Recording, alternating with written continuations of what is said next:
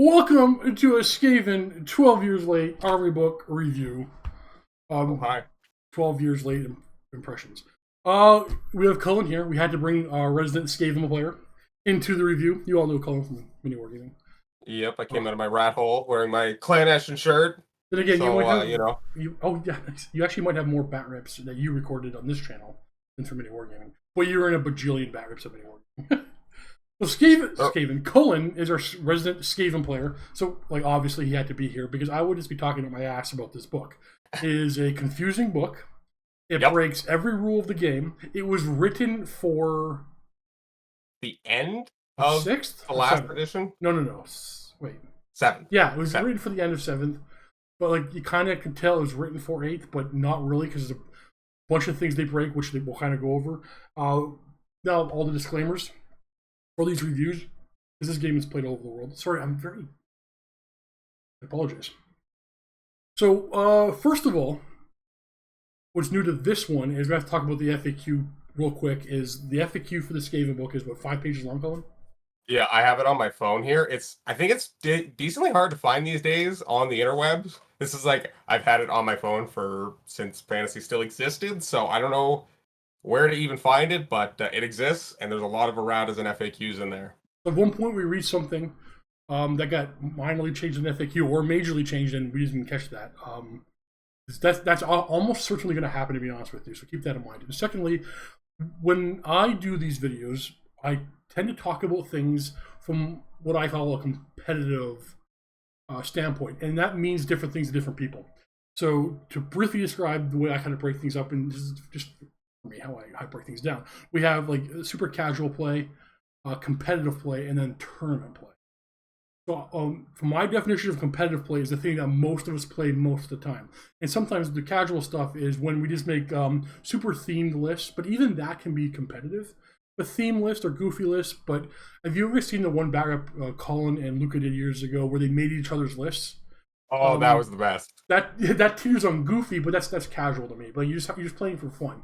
So when I rate everything, I'm talking about competitive. What I mean is if you're trying to make a list that's going to play and win. Now, when you make a list that's super like you're playing for a tournament, that's a whole nother level. And we're not going to talk about that, mostly because this game is so heavily comped in all the different areas and how to make a tournament list. It completely changes things. For example, well, no examples. There are things like this is a competitive thing you should bring it all the time, but during in a comp, depending on which you're using, the ETC, the Swedish comp, the North America, like the 4 major ones. I would say like comps like that exist for armies like this, because if you play them to their maximum, I guess, gaminess, they could be completely unfun to play against. 100%. Or, wait, to be fair, or very fun to play against if that's your thing. Yeah, 100%. If you like breaking through lines at 20 slaves at a time. So just keep in mind we're talking about Warhammer Fantasy's 8th edition with this 7th edition Skaven army book in a competitive, friendly type setting, not a comped tournament setting, which changes a lot of the conversation. So that's it. Let's get into it. This book is not meant for 8th edition. It's okay. First of all, Cullen, is opening thoughts. What do you want to mention about? Is there anything you want to mention about Skaven? For me, I want to say this is an army that breaks every core rule. It's not a beginner-friendly army, though it was Cullen's first. Always, classic. It has as much potential of hurting itself than the opponent, which I think is, well, no, it has a higher potential of hurting the opponent than yourself, but it always seems like they hurt themselves more than anybody, and I love that. And it's super unique that we haven't seen in anybody else's universe. I mean, we've seen other games take ratkin and rat type races, Were-rats, things like that, right? But I think this is to me the most unique of all the fantasy armies. Maybe I would say that Skaven is 100% the reason I played fantasy. They were, of all the Warhammer models when I was looking at Warhammer in general, not even just 40k or fantasy at the time, they were just the thing I saw and gravitated to the most out of just by the look of the army. And I didn't care what system it played in. I just wanted the rat people army. they're So technologically advanced with their warp lightning generated whatever machines. They got They're all magic. They're drugged up on all their warp different warp dust. stone. They're backstabbing. They are. Just the worst. Like, and they're everywhere. And that's the one thing I love about them is no matter where you are in the old world, somewhere below you, if it's not dwarves, it's rats. It's true. And it's most likely both fighting. Like the world is infested with them. They are a major part of the Mordheim storyline. And I'll tell you this, lore-wise, they have some of the best short stories. And that has nothing to do with this book. Skaven are one of the main reasons why I do not like fantasy novels. interesting. You may have forgot. I've told the story before. Probably not on camera. So many super young Steve was reading a Warhammer novel where this Skaven, I think it must have been Clan Mulder, but I'm not positive, was bringing a Chaos Warrior and another Chaos, maybe a Chaos Sorcerer into his caves to talk. They're making plans or whatever, and they're having this conversation whilst torturing a human, right? And I'm like 12 years old. I'm like, it was too much. I couldn't handle it. I was like, what am I reading? Like, no. It's just ick. Why are you describing it in so much detail? Stop. But the story of the mysterious figure, the bell ringing, everybody should read that. I read it as a kid. Yes. It creeped me out, but it's not like it's just atmospheric story. Like it's a good story.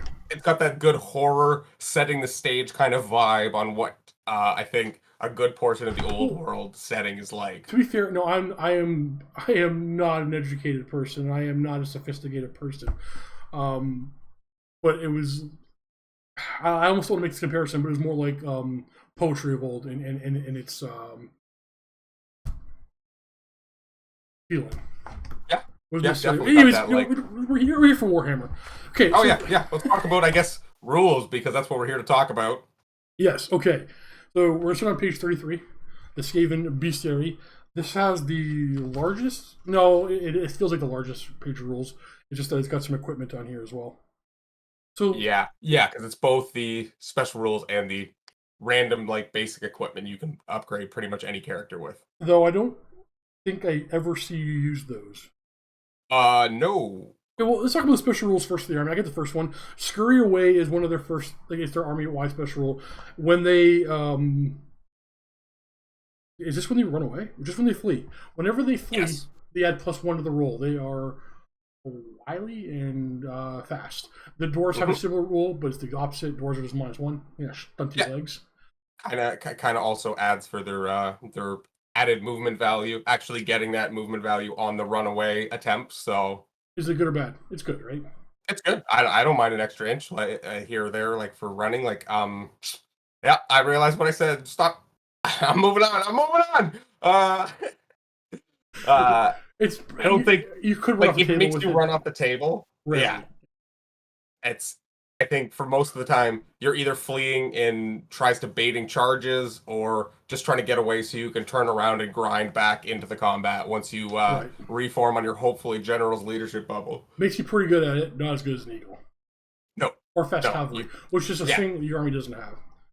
Right, that is the one thing is the cavalry advantage for movement kind of beats out any of the rat stuff, but basic infantry is kind of where that excels at. To be fair, you can play many games where this is never going to come up or be inconsequential.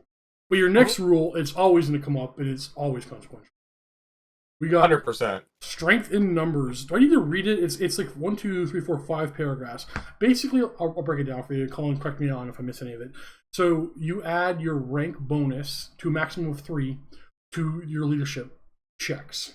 Now you can you add your current rank bonus to their leadership value for any leadership tests, as says the FAQ. Oh, I think that probably does come up for a thing. Oh, okay. So if you get interesting, I'll have to look at certain spells that might matter, but it doesn't matter. It's super powerful. Like the basic leadership of a rat, I think is I want to say 5. You know what it is off the top of your head? Yes, yeah. For clan rat, it's 5. Slaves are 2. Things all kind of generally are sitting around that extremely low leadership. And this is the quintessential horde army, and this is the rule that allows you to be a horde army. No, what Cullen said is accurate and also inaccurate. It's also a little deceiving because this is one of the lowest leadership armies in the game, but it plays as one of the highest leadership armies in the game. Yeah, because you're always. This is. Good. Yeah, this is the important army of getting your general to touch every single one of your important units, or bad things will happen. So it is very important to keep your general safe, keep your leadership bubble, make sure everyone's getting +3 to the rank bonuses, plus your 7 getting that 10 with your BSB so you can re-roll it. That's the thing. It's hard to break these guys' leadership. Even your generic troop choice, your clan rat, out on its own with a rank one, like 3 rank one, the leadership 8, that's elven leadership out on their own away from the general. Your leadership 2 Skaven slaves, which are just the bread and butter of the army, they're so good because they're so cheap. Playing at effectively leadership 10 and then steadfast, it gave them a lot of resilience, but they also need it. Let's be fair, they need it. I mean, if they didn't have this rule, the army would be unplayable. No, yeah, this is the thing exaggeration, but this is the army that makes it, I think, half of or a majority of what the playstyle is, which is very much you have bad infantry, but you have really good leadership, so you just want to sit there and you just want to grind because you're going to lose way more models than them, and you accept losing combat, but it's all about that leadership and getting that reroll in so you do not break. And it's super thematic. It's when there are a bunch of them, they're brave. When they're getting down to the few guys, they're going to run for sure. Yep. All right, we got Verminous Valor for the next special rule. A Skaven character refuses a challenge. The model is placed in the back rank as normal. However, you can still use the leadership or the standard of the standard bearer while doing that. So you can't... it doesn't happen often in 8th edition. It happened more in previous editions, but you challenge out a BSB to kill him or to make him go to the back so he can't use his reroll. You issue a challenge to Skaven guys, nah, I'll go stand in the back with my banner and don't attack me. Yeah, still get my leadership bubble, so that's the big thing, because that'll scare away your general and lose your 7 leadership. So if he's in a combat that he shouldn't be in, you can at least make sure that that bubble stays up for a little while longer until they grind away that unit and get back to him. Then they have Warpstone weapons. Just magic weapons. Anything made from Warpstone has the magical thing. Now, it really applies against ethereal units, and if you're playing against the Banner of the World, the Drink. That's it. Yeah, there's a couple things where it comes up, and that's about it. Yeah. All right, we have the Skaven pile for equipment. Do you want to run through these, or anything worth talking about? Sure. It's a bunch of basic weapons.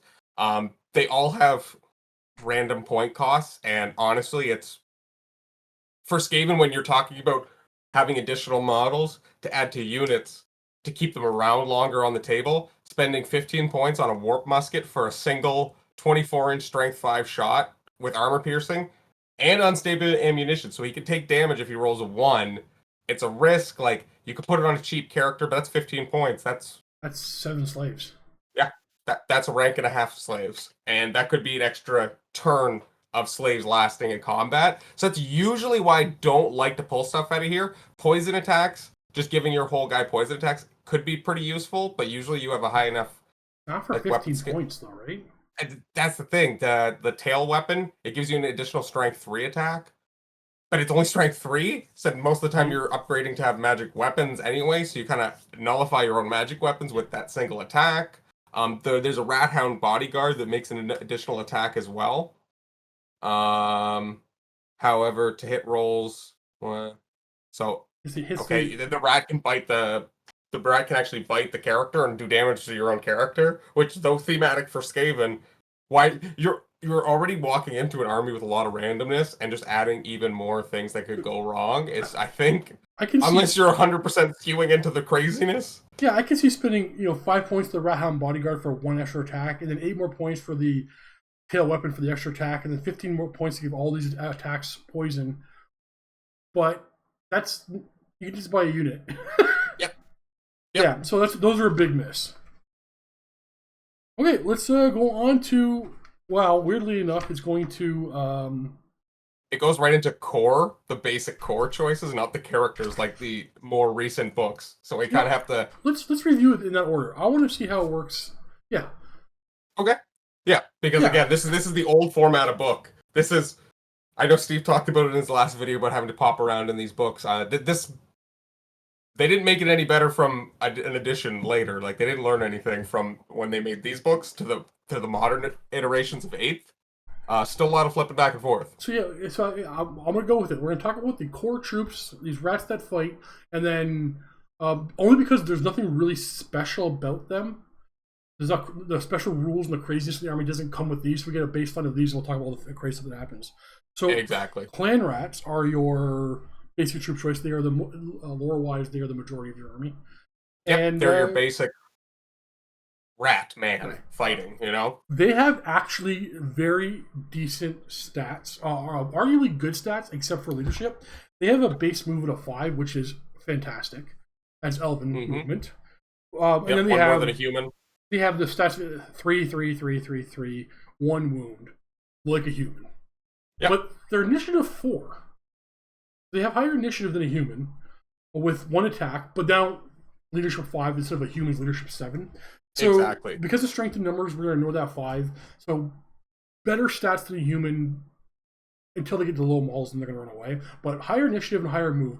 Move is so key in this game. Now, it's not as key for Skaven because there's usually so many of them they can't maneuver that well anyway.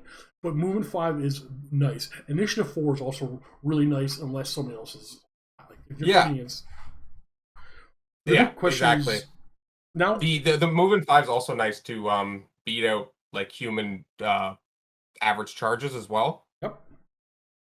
Which is a big tactic thing with this game, right? Just trying to stay, just so I ever charge, just bait them, hope they fail, and then come in with the because you can get a little bit closer than they can. Okay, so for all of that, you're getting it's 4 points a model. You know, offhand, do you know what the average, what the point cost of a human is? Like an Empire or Cavalier? I think how about your 7? Okay, 6 or 7. Now the clan rat doesn't have a shield. So you have to spend a half point for a shield. Because I think the shields are worth it. That just came up. Okay, so this book has half point costs. Half point for a spear, half point for a shield. Yep. Dumb, but I get it. Everything else in the game pays at least 1 point for something. Right. It makes it really weird to make lists. So if you ever watch any of my battle reports, I'll usually have 26 or 24 clan rats because I hate having the 0.5 points in my list. Yep, I can understand. Now, because of parry, shields are going to be your way to go. And then half a point for a 30-man squad saves you 15 points. You can get like 5 more rats with that. It's not... I mean, it's I'd rather have more rats. They come with hand weapon light armor. And they can have a weapon team attached to them. So now we already have to jump over to the weapons teams. Now, weapons teams, they're varying in points. They range from 55 points to 65 points. And they have the same stats as a rat, except for they have 2 attacks for only 1 wound. But it's 2 rats on a base, 1 wound. Yeah, kind of like cavalry, actually. But, yeah. And they have the same rules, but they have their weapon rules, and they have the attached unit rule. And let's go ahead and find them in this book. So, the attached unit special rule means that a weapon team must be deployed within 3 inches of the unit at the same time of its deployment. After it's set up, it's free to move and counts as a unit for all purposes, including victory points. When within 3 inches of the parent unit, a weapon team can make a leadership test using its parent unit's leadership bonus for the ranks. So that's really good. So they're probably have really high leadership. Yeah, and within 3 inches, they get a 4-up ward save. Kind of like characters near us. Yeah. Exactly. So that's kind of nice for considering they can't hide in units. It gives them a little bit of protection from just the bow or random character shooting. And then if they're destroyed, they never count as panic. Right, because they're expected to die. Okay, so how many? Was there 4 weapon upgrades? There is 4 or 5. There's 5. 5. Okay, we're going to talk about What's the fifth one? There's the Warp Grinder and the Doom Flare. There's The actually Doom two I Flare don't have. I have a lot of Skaven models. I actually do have a Warp Grinder. It's the old metal one. Never painted it yet because it's essentially like a tunneler unit. Did we want to talk about all these now, or are we gonna go back? Yeah, let's hit them. We're here. What's the Okay. worst one? The worst one? I part of me thinks it's the Warp Grinder. Okay, so I'm just realizing this book is going to be a 5-hour review. So give me the basics of the Warp Grinder. If you're wrong, you're wrong. I know you never use it. Okay. Give me the basics. It's a tunneling little war machine. It allows you to tunnel and pop up a unit anywhere on the board, I think. Just like, do miners have a similar rule? Exactly. And some of the Tomb King stuff. But I believe there's a whole chance that you have to roll a die just like anything Skaven, and you can have the whole tunnel collapse on yourself and kill your whole unit. Right. Now, I don't see this one on here as an upgrade for that, actually. Is this no. Is it special? Yes, this is for, I think you can get them for the Eshin stuff. What did I find in this book? This book is huge. I know, the Gutter Runners can get it for sure. Gutter Runners? Let me just make sure. I supposed to That's the only weapon team a Gutter Runner unit can have, and only... So Night Runners and Gutter Runners can only use that one, specifically. Okay. Why can't I find... Oh, here we go. It's 60 points to basically give a deep strike type thing. But I mean, I believe it also fights, right? Yeah, it's got okay stats. The model's kind of neat. You roll randomly. Yeah, you roll randomly for reserves. It's just not something you need to buy right away. Yeah, but it can be fun once you've played the army 1,000 times. I think the Eshin stuff is probably like if in your tier list of when to buy stuff is maybe on the lower priority, and then this being even lower than that. All right, I'm gonna pick one. I'm gonna do the Warp Fire Thrower. Heck yeah. Yeah. I feel like you don't use this enough. The problem is it is move or fire. Very true. Okay, so we have a Warp Fire Thrower. It throws fire at you. The fire's gonna be Strength 5. The damage is D3. Multiple damage isn't a common thing outside of cannons and war machines. Mm-hmm. This is kind of a war machine, but it's multiple damage D3 and has a save modifier of -2. Being Strength 5 would have that anyway. It can stand and shoot, and it can stand and shoot for its parent unit. Yep. Now, you can't. I'm assuming you can't buy a weapon team for slaves. No. It's not something. You're kind of like, I find, because only bringing one I find is not ever really good enough, because if you just bring one, they'll just target it and kill it right away before you do anything. Right. And how many points is the Warp Fire Thrower? I think it's the more expensive of all of them, if I remember correct. Now, if you're playing against undead, you're probably fine to bring it. They have to use spells to kill it. Yeah. But the elves, anything with a bow, anything that's even anything with shooting, it's just going to kill these things right away. Warp Fire Thrower is 70 points, 70 points, and it can misfire. And I've seen it like kill Cullen's army more than once. If you misfire, it can do a whumph. A large round template over the model, and it's destroyed. And usually, again, it's within a couple inches of its own unit, so they're getting hit too. You're hitting your friends. Fuel leak, roll 2d6 and scatter the die, determine the direction the team runs before exploding. This is the best one. You can run right into the heart of Cullen's army, blow up, and they just run because they're on fire, and then they explode wherever they hit. And then if you roll 6, they don't explode, and these don't fire this turn. Like, if they misfire, bad things happen. Yes, it's 70 points. Its killing potential is worth it. So it's really cool because it can hit monsters' infantry with a template like that. Most of those, the fire templates don't do much against monsters' infantry. 6 hits on a couple models like that isn't that big of a deal. But you can roast ogres with this. My opinion of this, even though Cullen's army, not mine, is it's overcosted. I think 70 points is not unreasonable, even though it's super easy to kill. You have to do a better job protecting it, is the typical thing you would say to these things. Except for the downside of its misfiring can potentially be catastrophic for your own army. Hopefully, it only hits clan rats or slaves, but I think the points reduction for that should have been a little bit higher than what it is. Yeah, because you also got to remember that you're paying the unit tax to bring the war machine. So if you're trying to spam war machines, you got to spam little units of 20 clan rats, which cost additional points on top of that. Exactly. This thing should have been about, in my opinion, 50 points, maybe arguably 60, but I like to see that 50. We'll pop right. Yeah, well, I'll do the rattling gun because this one's a whole lot of fun. This is the cheapest one, I believe. It's 55. It used to be great, then it was terrible, then it's good again. And it's really, really fun because it is a random shot little Gatling gun that the rats just start winding up and just fire as many shots as they can. So you get to roll is it an artillery die or is it a D6? I just want to make sure because I think this is probably D6. Artillery because it's misfire. Yeah, it's gonna be artillery. This is a misfire chart. Okay, guys. Then you know, you essentially get a page. No, it's a D6. It is a D6. It's a D6. Yeah, the artillery die is the Hellblaster volley gun. So this is you roll a D6, and whatever you roll, that's the amount of shots you get, and then you can choose to roll again, and add that many shots. Right. And if you roll a double at any point, because you can keep doing that, you can go 5, 4, 3, and if you roll a straight, you get all of those shots. But the second you roll a double, you have to roll in the misfire chart. How many days do you roll this? It can stand and shoot if it's charged. Yep. It can stand and shoot.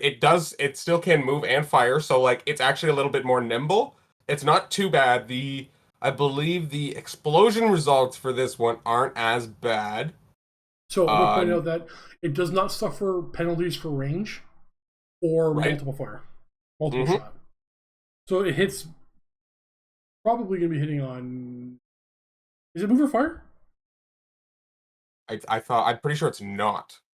You'd probably be hitting on 5s most of the time because you're going to move. Okay, so its misfire chart is 1 or 2 is blam. No shots are fired, and the weapon team is removed from play. 3 to 5 is... Which, again, it's removed from play without much damage to yourself, so that's a win. That's true. That's a win. 3 to 5, I think what my favorite is. Spins wildly, you just roll artillery die and reposition them and fire the direction that the arrow is pointing, hitting their closest friend or foe. So as long as it's not... if it's a unit, it's not that bad. It's usually not that bad if it's your units. And then if you roll 6, it's good. You just fire the intended target, but the strength becomes 2 instead of 4, and only a -1 to your armor. Yep. So that's all things considering, it's one of those things that real sucks when you go to roll your first 2 dice and you roll a 1 and a 2 and you're 3 shots. So you just gotta go for the big.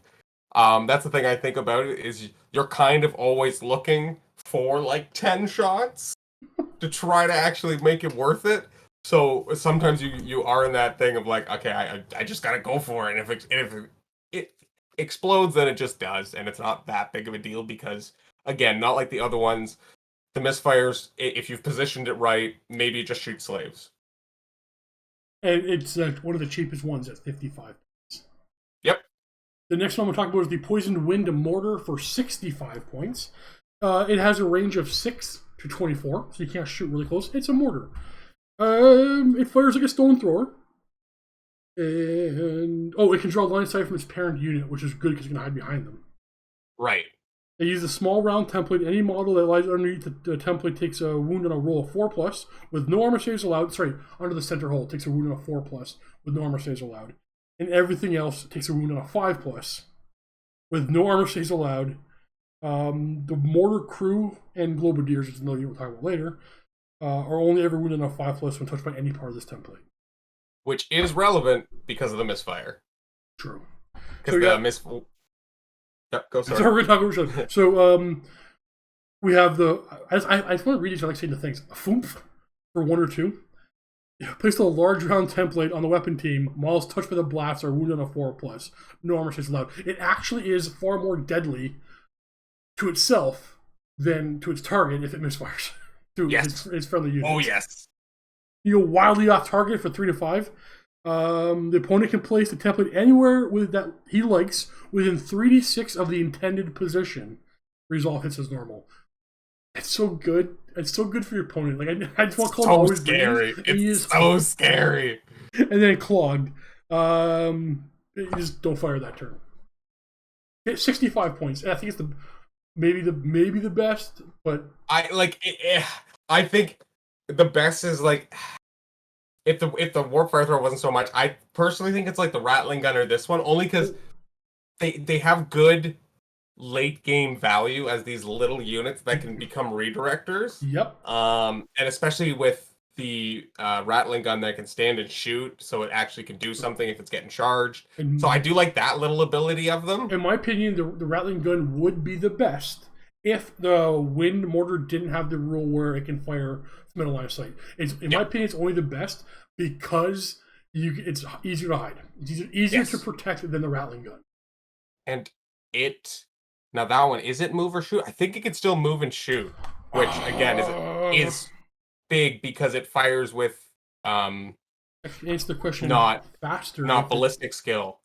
So because it's a non-ballistic skill shooting based thing. I don't believe it's move or shoot, but you have to check every page. No, you can move and fire.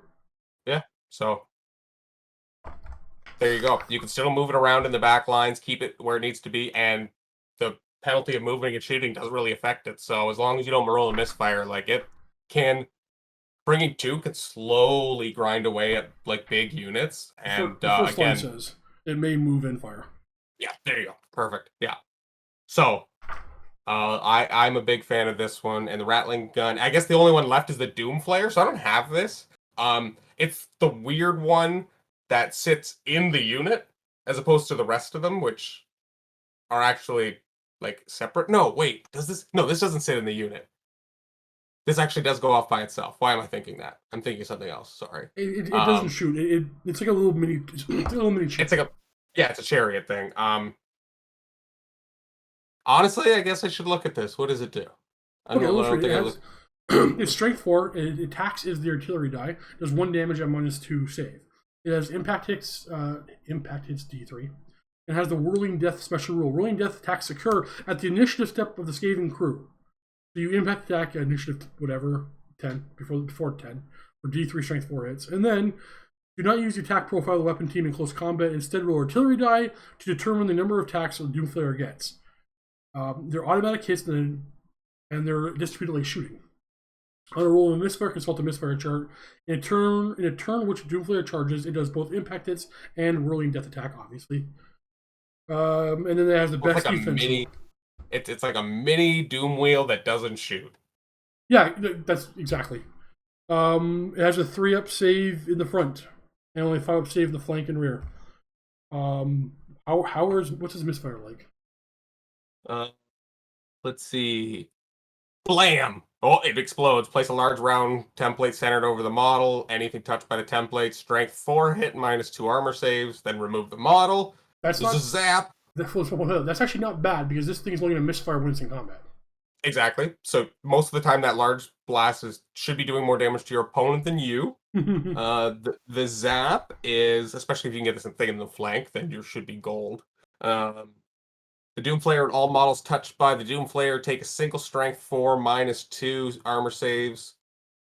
Okay. As it sends out shockwaves because it's kind of electrified, I guess. And then a power failure. It does not attack as if it was panicked, and the crew scramble to restart the engine in destruction. It's 55 points, and I don't see what role it fills for the army, other than it's cool. Right. It's a small thing, which for an army that has lots of big units, I guess is like a thing, but again, it's unfortunate because the way 8th edition works with Skaven, you're better with bodies than with. This is very much take an orc saying, boys before toys. Yes. Though there are a bunch of toys you are going to need.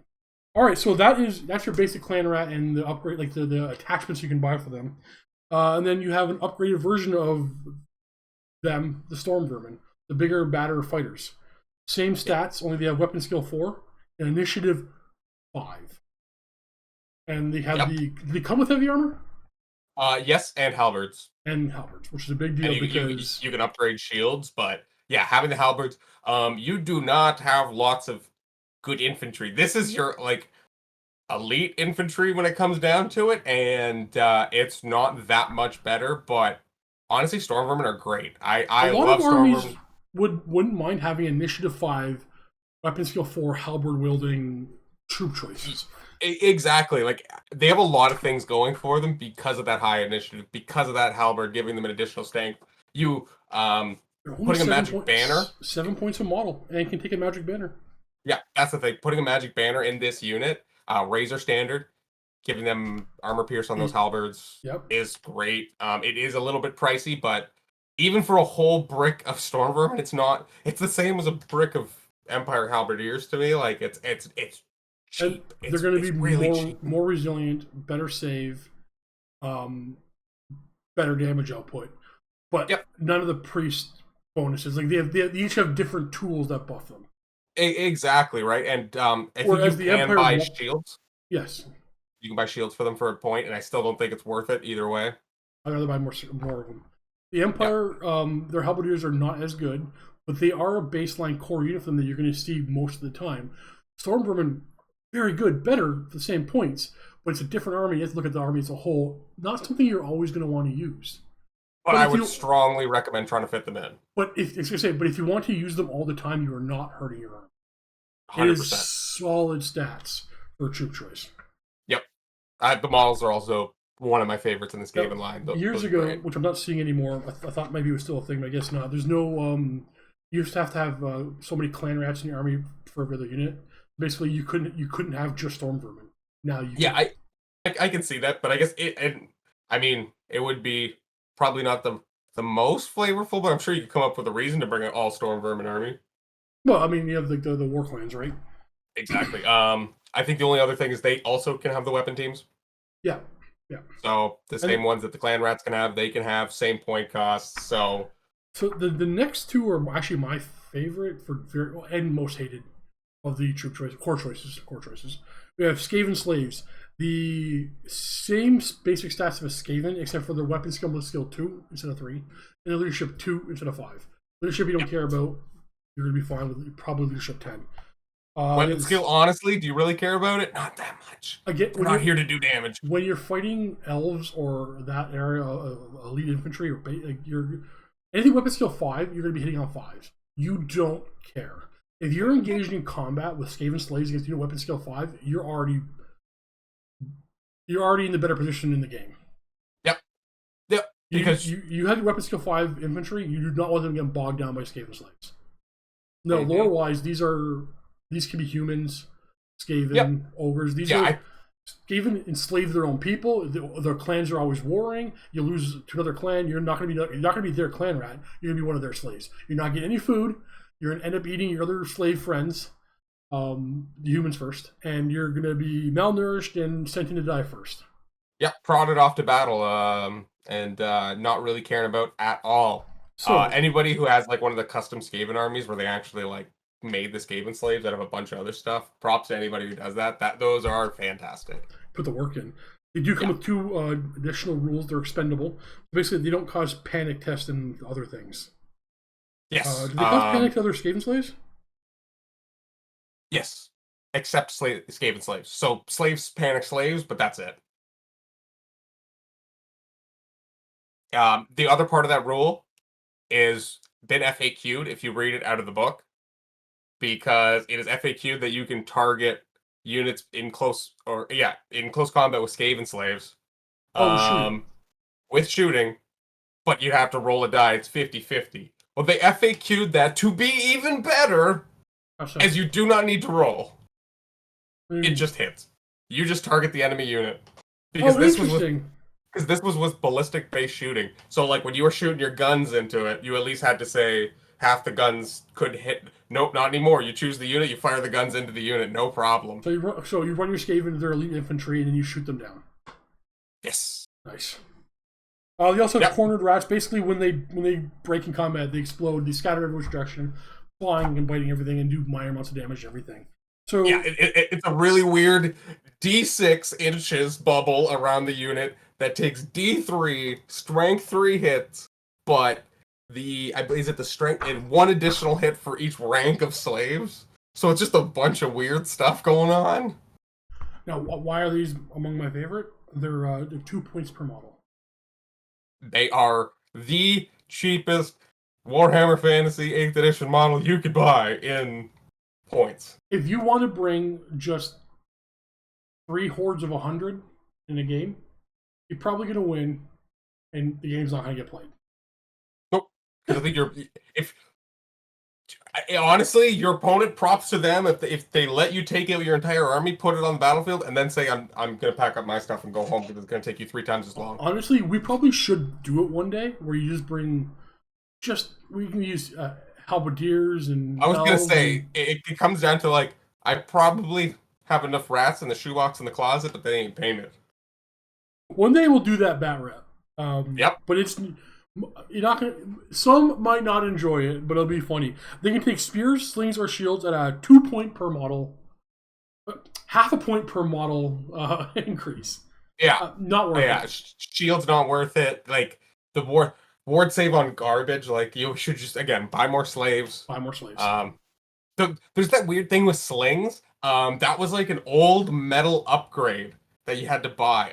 Would you ever bring that, Steve? No. Ballistic skill 2 slings. You're never gonna. It's the half point, which is the cheapest upgrade in the game. It's just not worth it. You can take a paw leader, who cares? And you can take a musician for 2 points. Do it every time. Always bring musician. 8th edition, bring musician. Yeah, the extra attack is literally useless, but the being able to swift reform is massive, especially when your units are huge and unwieldy. Next, we got rat swarms. They are swarms. They're unbreakable. And you do not block line of sight. Actually, they're not terrible because they're not unstable. Movement 6, strength and toughness 2. They are unstable because that's swarms. Oh, swarms are unstable. Okay. So rat swarms. Yeah. Rat swarms. Like most swarms, we just gloss over them. Yeah, I don't think there's any even. The reason to own rat swarms is because your help at abomination, when it dies, has a chance of exploding and turning into rat swarms. To own the models that's the only reason. Exactly. There are actually more core choices, but they're locked to certain clans, and I've decided that we're just going to go in order of this book. Okay, no problem. Because we might end up forgetting a section. So we're on to warlords and chieftains next. These are your military leaders of the Skaven. Your chieftain, lord and hero level accordingly. So the exact stats you would expect. A chieftain is the hero level. It has +2 weapon skills, weapon skill 5, +1 wound, +2 initiative, +2 attacks, +1 leadership. The standard upgrade. So you have weapon skill 5, strength and toughness 4, initiative 6, 3 attacks, leadership 6. The Lord version is the Warlord. He's weapon skill 6. He has 3 wounds. He's initiative 7. He's got 4 attacks, weapon skill 7. I guess any experienced fantasy player could have guessed those exact stats. Yeah, that is the like classic character level of your basic infantry, just kind of getting upgraded. There was a mathematical thing where just here's the basic guy, here's the Lord version. Yeah, that's one of the great things about fantasy is sometimes those things they're just well thought out like this. And you got to bring a chieftain because you need to have a BSB because we're playing 8th edition and Skaven. This is the BSB army, if anything. Like if you don't bring a chieftain BSB, you're not doing it right.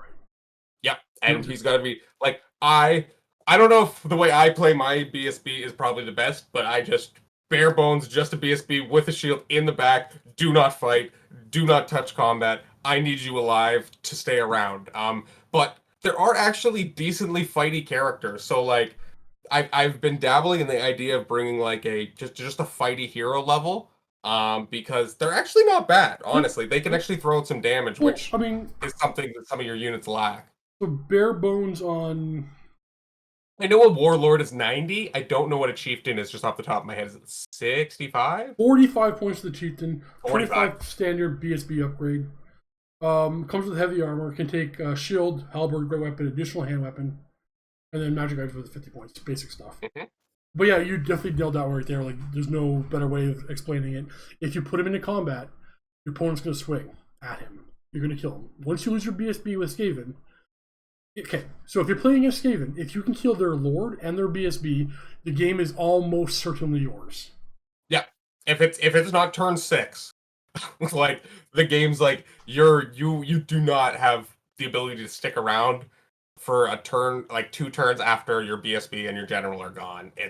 You do not have that leadership. Your opponent will do crazy charges just to make you lose combat in stupid ways, just to make you take leadership 5 tests. It's as punishing as like the vampire. It's actually more punishing than vampire counts. You kill the characters you win, but their characters can heal and regenerate, right? Yours can't typically. There's obviously magic items, but yeah, yours can't. Okay, so there's some mounts you can take for these characters. Well, for the warlord anyway.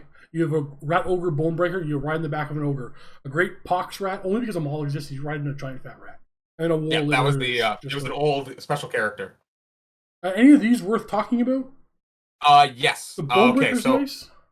The giant pox rat, not really worth talking about. There's the 2. There's the war litter, which I don't have yet, but it involves making a conversion. But I know of a company that makes really cool one. I'm just waiting for it to come back in stock. Nice. And the rat ogre bonebreaker. So you see me run that one often if you watch the games. It is just a monstrous infantry mount for your warlord. It gives him the 4th wound, because it's the combined profile kind of character, so it's not the separate one, so you don't have to worry about him just dying. I think this is the first ever like that. I'm not positive. I think it's the first ever combined profile. Yeah. Okay. He gives him T5. And strength 5. So he's the rat just attack the rat ogre itself attacks for 5 additional attacks with strength 5. Oh right, yeah, right, sorry, yeah. It makes him T4. It gives him movement 6 if he's by himself. But it is quite a few points. That's the one thing about it. It's kind of pricey, but it turns him into a pretty scary beefy boy, and it gives him fear. Right. So that's cool too. So it's all solid. The only thing is, I'm hesitant to make this guy my general because he's going to be joining rat ogres, right? Or can he even join? Oh, he can join rat ogres. Yes. Yep. Risky, he can. But if he's in an infantry squad, he's going to get sniped out because he's a different base size. He's not hanging. He's a different infantry. Now, this is why when I talk about the war litter, he does not become a monstrous infantry. He stays an infantry. Oh, interesting. So that's why.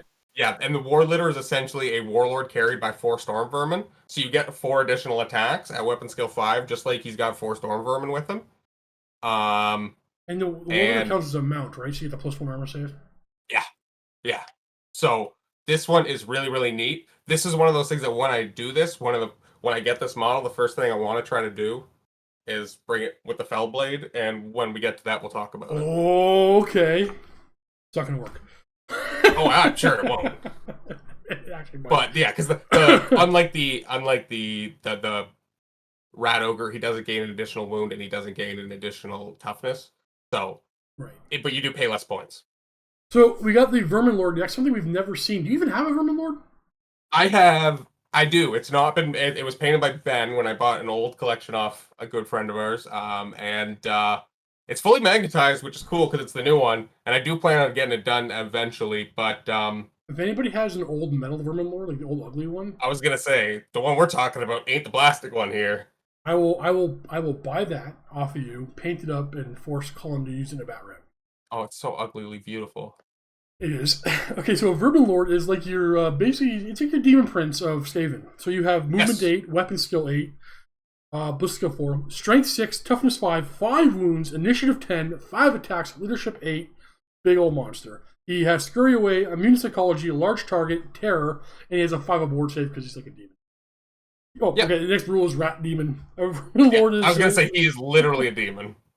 Vermin Lord is a monster who can never join units nor be the army general. Vermin Lords are a type of demon that are affected by any rules, abilities, or whatever that work against demons. And they come with a Doomglaive. The Doomglaive is a powerful magic weapon.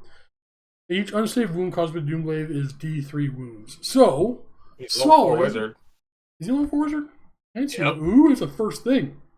He's spells the lore of Ruin or Plague, which is cool to Skaven to have 2 of their own unique lores. He's a level 4 wizard. Okay, I'm expecting a lot of points. Like 500? Oh, 500 exactly. Is it really that? Yeah. He is a quarter of your 2,000 point army. A cannon can one-shot him. Yep. So that's probably why you never see him on the battlefield. But you have all the cannon armies. It's so expansive and it's so weird and it's so like I love it for what it is. But yeah, it's just the old model that's never been like I have the nostalgic, it's cool because it's old, but not because I like the look of it, kind of thing. But yeah, no, I mean, once I get one, I'm for sure gonna give it a try because it's goofy, it's weird. It's got the D3 like wound weapons, which I guess is okay for fighting most Well, I things, but mean, still. with only a 5 ward save in T5, he can die. He will die. But with weapon skill 8, strength 6, D3 damage, like he can kill anything that can kill him. Obviously. How does that compare to a Bloodthirster stat? Honestly, I don't know. I was actually thinking that exact same thing. I'm not sure. Right? Because I know like Bloodthirsters, they're the weapon skill 10 thing, right? Are So they? they'll be. I think they're usually weapon skill 10. I don't know if they are in fantasy. The demon book is on my dining room table. It's too far away. All right, next we got Grey Seers. These are the magical adept Skaven. They are the leaders, kind of. If you can, they're all fighting all the time. Yeah, the cool thing about the Grey Skiers is they're kind of like born into it because they're born with the little horns, which means that they can they're more connected to the warp the Great Horned Rat. Yeah. So they can better channel the magic energy, and they are also usually addicted to eating warpstone. They like their so a Grey Seer is your level 4 wizard. You can't have him be level 3. He's got movement 5, web scope, like basic wizard stats because he has T4, which gotta love the T4 on your wizard. Yep. And he's leadership 7. So that makes him a very viable general for your army. Yes, yeah, I mean, that is of the non-named characters. Like leadership 7 is the highest this gets. So it's him or a warlord, and they match. They start the game with D3 warpstone tokens, which is huge. Warpstone tokens are essentially little bits of the rocks that Skaven like to eat, and it makes them crazy. It gets them, fired up. Exactly. It's literally I believe it's actually described in books that they grind it up and snort it. And it actually acts as extra magic dice. Yep. They are fantastic. You can roll a different color die because if you roll a 1, there's a chance that your guy takes damage as he eats it, and it gives him I don't know, he ODs on it. I don't know if it is. Having D3 magic dice to use whenever you want, super good. Super crazy. Good. It's especially when we get to the spells of what some of the spells are and knowing that you want to upcast a lot of them. There are just 2 lores that he can choose from, and he can mix and match when he rolls on his lores. Yeah, the fact that he can mix and match is also super neat. Like, not a lot of things actually is it only Skaven, or can you always kind of generate multiple? Alariel can do it for high elves. Okay. I feel like there's a Zinch way of doing it. Can a Slan do it? Slan can know all the signature spells.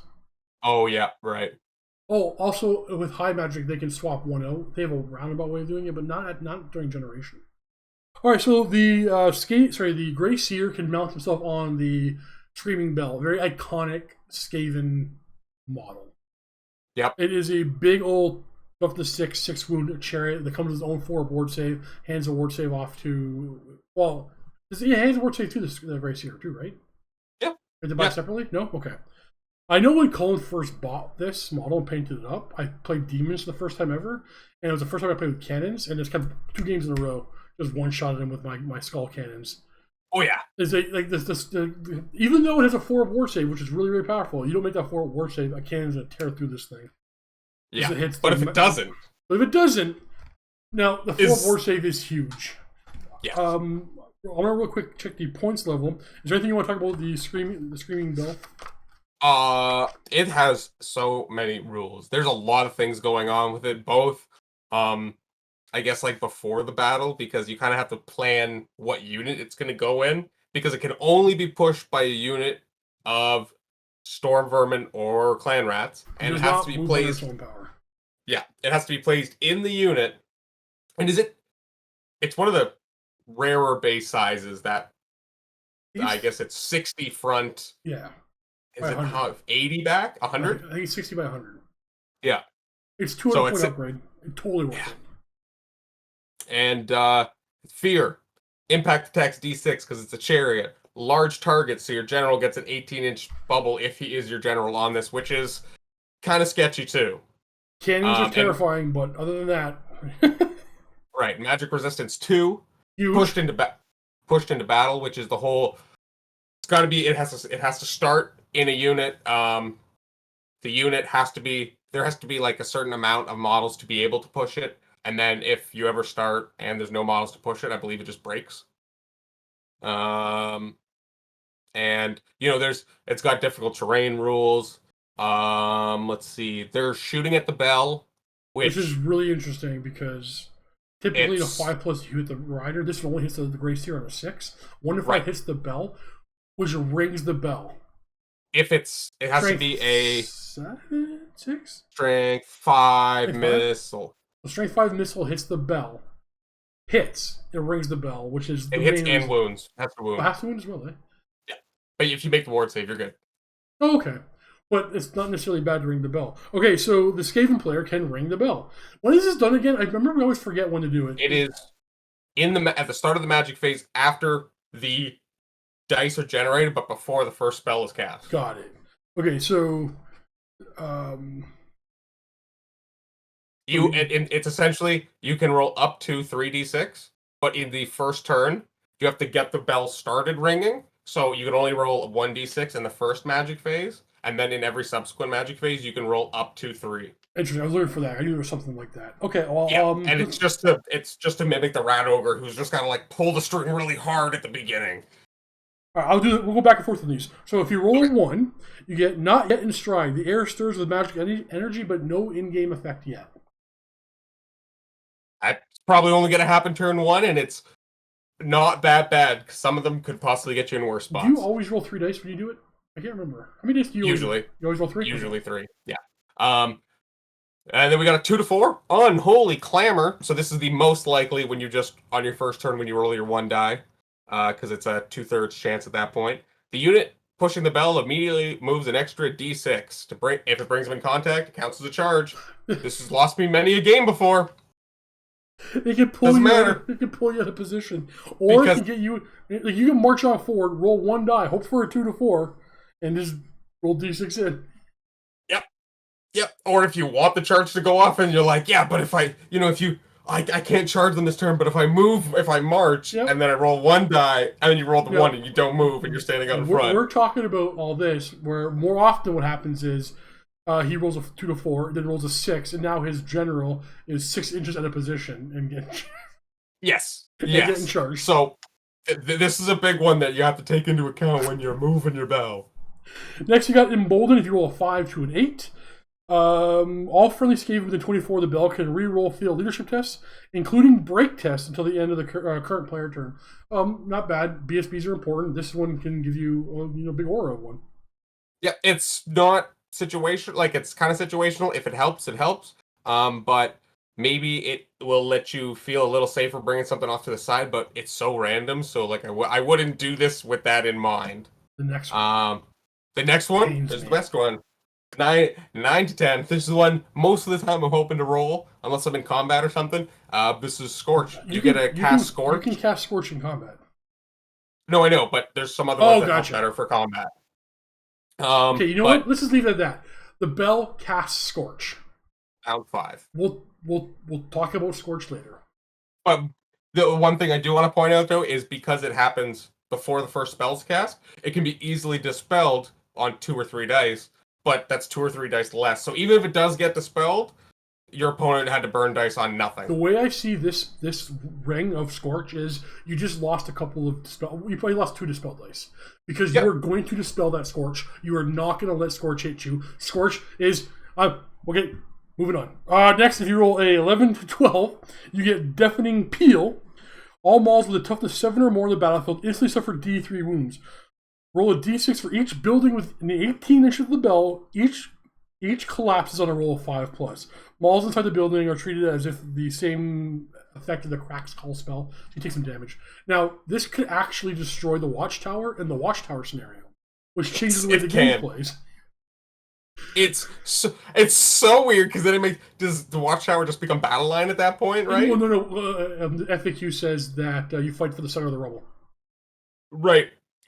But changes the game completely. In fact, I think the Watchtower scenario could be variant. We should try that.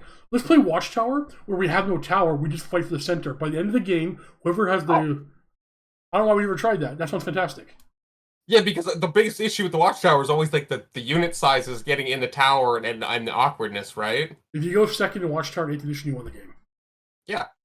And this one's hilarious because if you're bringing a Screaming Bell, you're going to have a bunch of units. Skaven play weird with Watchtower because, like, they have huge units, but you usually can't start a unit in the Watchtower. So if you can get it, you're probably going to hold it. But if your opponent gets in it, well, you can just break it down and charge them with your massive Screaming Bell unit. There isn't a unit, I can't think of a unit in the game. Maybe zombies. Yeah, but that's not fun. Basically, if you put a 20-man core unit in the Watchtower at the start of the game, your opponent's going to charge them turn 1. And just scare them out of it. Actually, zombies would hold it very well. That's the reason why we never play Watchtower with Vampire counts ever, no matter what. Yeah, because it's no fun. Well, because by the end of the game, you have 140 zombies because there's no limit. And there, yeah. Yep. Yeah. All right. There's literally just corpses falling out of windows from this Watchtower. You open the door, you're punching limbs. You're up next.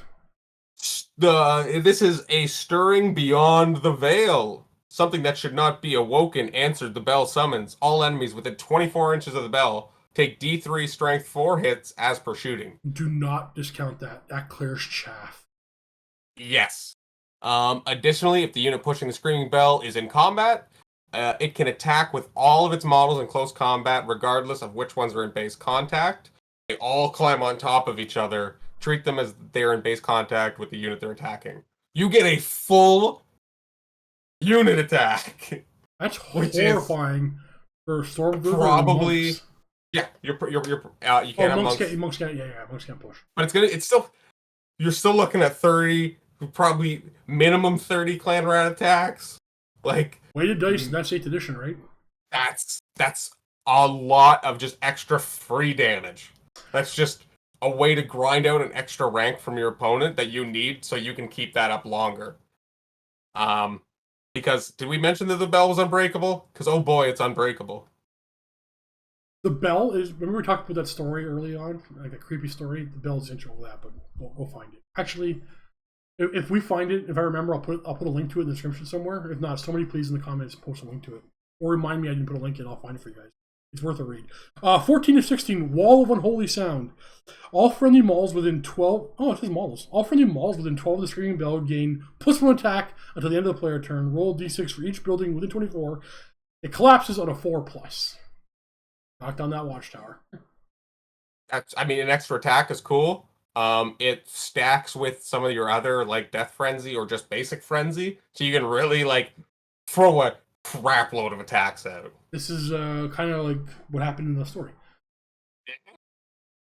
Avalanche of Energy. A surge ripples from the Screaming Bell. All friendly models within 24 inches of the bell gain +1 attack and may re-roll failed to hit and to wound rolls until the end of the player turn. Any friendly Skaven models or units within 12 of the Screaming Bell that are not in close combat immediately move an extra d6. If it pushes them into combat, it counts as a charge. Solid. And 18, you roll trip 6s. Apocalyptic Doom. The Screaming Bell is destroyed. All models within 46 take a strength 4 hit with no armor stays allowed. Yep. It's also important to note that when you're rolling these, if you roll doubles, your unit takes d6 strength 4 hits. And if you ever roll triples for this result, they take 2d6 strength 5 hits, and the Seer and the Bell suffer a single strength 5. And if that strength 5 wounds, pretty sure it rings the bell. It also says you don't have any triples apart from 666s, I guess. Because it just yes. All that for 200 points. And if it weren't for cannons, you see them in every game all the time. It's silly. It can really be like, yeah, for a army that doesn't have cannons or an easy way to deal with it, if your opponent brought it every game, it'd be pretty annoying, I think. It's a lot of crazy stuff going on in one model. But it can be counted super easy. But it's also a lot of fun and it's very thematic for the Skaven. Like with it, like I like to put my wizard, give him the fencer's blades, because if you're in close combat, models can just kill him. At least giving him the fencer's blades, he's gonna have weapon skill 10. A little harder to hit for most things.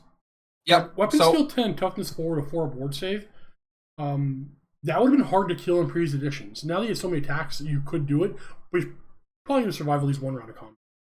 Mm-hmm. Now, I'm going to take a brief. I'm going to pull away from this for a second because I got to point out something about the army. One of my favorite things about the army is it's there's many clans. There's 13, in fact, but 13 major clans, and there's many. But a few of the major ones have their own theme. There is Clan Molder. I should try to remember if you remember all these names, Cullen. Clan Molder really likes to create beasts and work on the flesh. Work on Molder. It's like Frankenstein and monsters. The surgeons, I guess. Yes. So you can make a Clan Molder themed army and focus on that. You can do Clan Eshin. These are the Skaven that went off to, I believe it was Cathay? Nippon. Is it Nippon? Okay. And they came back all ninja like rats. And they play around in their theme. Now, then there was Scryer. They are the techno wizards. It's all science and magic and warpstone and lots of crazy contraptions. And the last one I can't remember. What's it called? What are the plague ones called? Pestilence. Then Pestilence. The poison ones that were off in Lustria. Living in the gross, swampy marshes.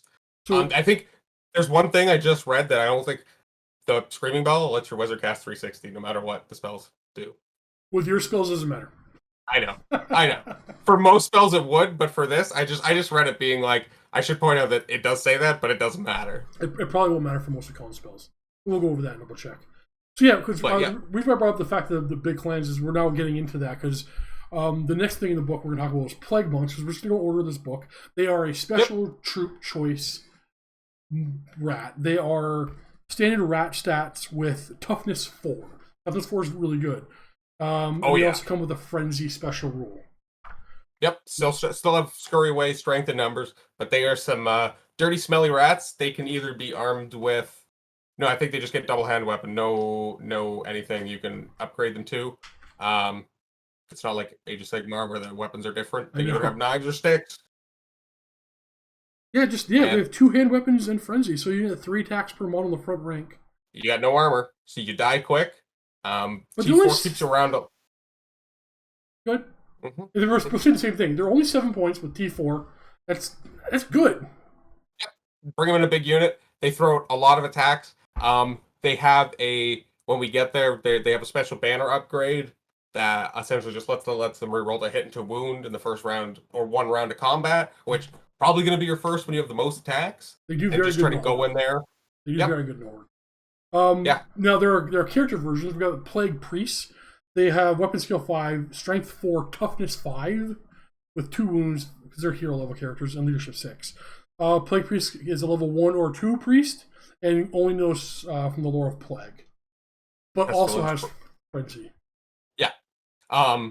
These are cool. This is the character that rides the furnace, but my only beef about this is that there's no Lord level Pestilence wizard. Oh, there's a named character, isn't there? There is a named character, but there's no generic. Gotcha. Yes, it's Skrulk. But that's the one thing that disappoints me a little bit. We don't have a Lord Pestilence to lead but our Gracier can take from Pestilence, so it works. But I think it'd be kind of cool. Guess you're never going to get one now. But it's worth pointing out that we're getting the first clue about the Skaven magic, which was written for not 8th edition, where there isn't a signature spell. Basically, the Plague Priest can choose to swap out a spell for Pestilent Breath. Yeah. They have ways around that. Yeah, they don't have their own. They don't have a 7th spell. Well, they do have an extra spell, but that's a different extra spell. We got Plague Censor Bears next. It's a skirmishing unit that's part of Clan Pestilence. They are same stats, yeah, except additional attack because they don't have paired weapons, so they still get 3 attacks on the charge. But they carry flails, which are plague sensors, so they get +2 strength in the first round of combat, which is great. And they have hatred. Flails. And they have hatred. Yeah, flails are an underrated, I think, unit or a weapon option. And then they're 2 attacks base. So these flails with frenzy are gonna have 3 attacks on the charge. Yeah, it's big. And then they are the Plague Disciples, which they can use the rank bonus of Plague Monks within 6 inches of them. So that can kind of solve there being a small unit and solving some of those like quick leadership panic tests, which is nice. and if they're within 12 inches of a furnace, they're just stubborn, which is cool. And the Plague Sensor is its own magic weapon that essentially at the beginning of, so it's a warpstone weapon that counts as a flail with these following special rules. At the beginning of any close combat phase, all models, friend or foe, in base contact with one or more models bearing a Plague Sensor must make a toughness test or suffer a single wound with no armor saves allowed. This means the model needs to take such toughness tests in each round, regardless of the number of plague sensors adjacent to it. It hits your own stuff. And then all pestilence models, monks, priests, sensor bearers, pearl catapults are only wounded on a 6 for this. Not bad. No. So it's a lot of words, and it just means everything takes a toughness test. Your stuff passes on a 6 or fails on a 6. It's because they're good at sniffing the farts, where your opponent don't sniff the farts as much. They've been doing it so long, right? You get immune. They are 16 points per model, so they're getting up there in points. They're hefty. But chaff arrows aren't. They're fighting. They're toughness 4. They're going to survive. Again, like they're chaff. They're going to die. But bows aren't going to kill them as easily. Yep. Magic strength 4 missiles are still going to do it. But and you can maybe like try to keep them far out to a flank with, putting a unit of plague monks and then getting the bonus from the monks from them. So you can keep them further away than you would of your general's bubble, which is nice that they've kind of got that little built in. And if they get there, like they throw down a lot of attacks, especially if they get a flank. The toughness tests, depending on the unit, like it's really just extra damage it could do. But if you're going up against, things that, what's a good example of, like even elves, just free elves. Honestly, anything. I think they're one of the better countercharge units, or just charge units. Like, I mean, yeah, like, and honestly, like the no armor saves is, you could kill Empire Knights 1-up saves, like that's huge. Yeah, that's 5. It'd be I think any cheaper would have been too cheap, but they are expensive. All right, these guys, the Clan Pestilence has their own war machine, and the Plague Claw Catapult. It's a stone thrower. Hoop flinger. It is. I believe it fires. Yeah, it does, but it fires like a stone thrower, except it uses a large template at strength 2. Does the sacred hole mean anything? No. No armor saves allowed. Yeah. Strength 2 that's allowed. Again, it's a poop flinger. Oh, and you take a panic test. Yes. Not bad. How many points is this thing? I believe it's more than the cannon. The cannon's 90. I think this is one. This is 100. It's up there. It's the problem with it. It's fighting. It's good. It's fighting for rare choice slots, and rare is full of good in this book. Like, so it's the least interesting of the rare, as far as I'm concerned. Yeah, if you really, really want like another cannon, I guess so, because you can't have 3. True. Because they're rare. It's misfire. We got 1-2 is twang, removed from the battle. 3-5, officially off target. The opposing player may reposition anywhere within 3d6. That right there, to me, I think it should be cheaper than 100. And accident just doesn't fire this turn. But it's good. I think most armies would like something like this. However, of all its rare choices, to me personally, it's the least interesting. Yeah. Because I love it's all the rare choices in this book. Exactly. It's got one of the hardest spots to fight for. And then we've got you got your screaming bell, but you can also build it as a plague furnace. And this is going to be your mount for your plague priest. Mm-hmm. So your hero level. So you're going to have to sink quite a few points into the hero slot to make this thing work. But it has kind of the same rules, but it can only be pushed by monks.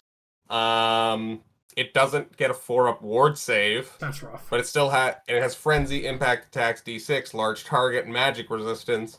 The pushed into battle is the same. There's no, if you shoot at it, you don't ring a bell or anything like that. It's magic resistance 2, and it's only 150 points. Yep. So 50 points cheaper. And let's see, this is Icon of the Horned Rat, which... Ooh, it makes the monks unbreakable. Yep. That's huge. And then the blessing, what is this? Oh, they only fail on 6s for its toughness test, right? I Yeah. don't. The same shooting rules as the plague furnace. Yep. Same attacking rule as the bell. I meant to say. No, because it has a wrecker attack. No. Sorry, I meant attacking it and shooting at it. Oh, yes, Same rules as the bell. It does have the billowing death special rule. It has a giant plague sensor and it just swings out. So in combat, you put the flame template, but backwards. Which is always weird. Well, if you think about it, because the bell swings up, so less of it would hit. So it hit Yep. more at the beginning and then less. So you put the flame template on it with the large end touching the thing, and everything is hit, right? How does this work for damage? You just put in base contact, and everything under the template takes a toughness test. No armor saves allowed. Not bad. Single wound. You just got to be really close. And if you're that close, why aren't you charging?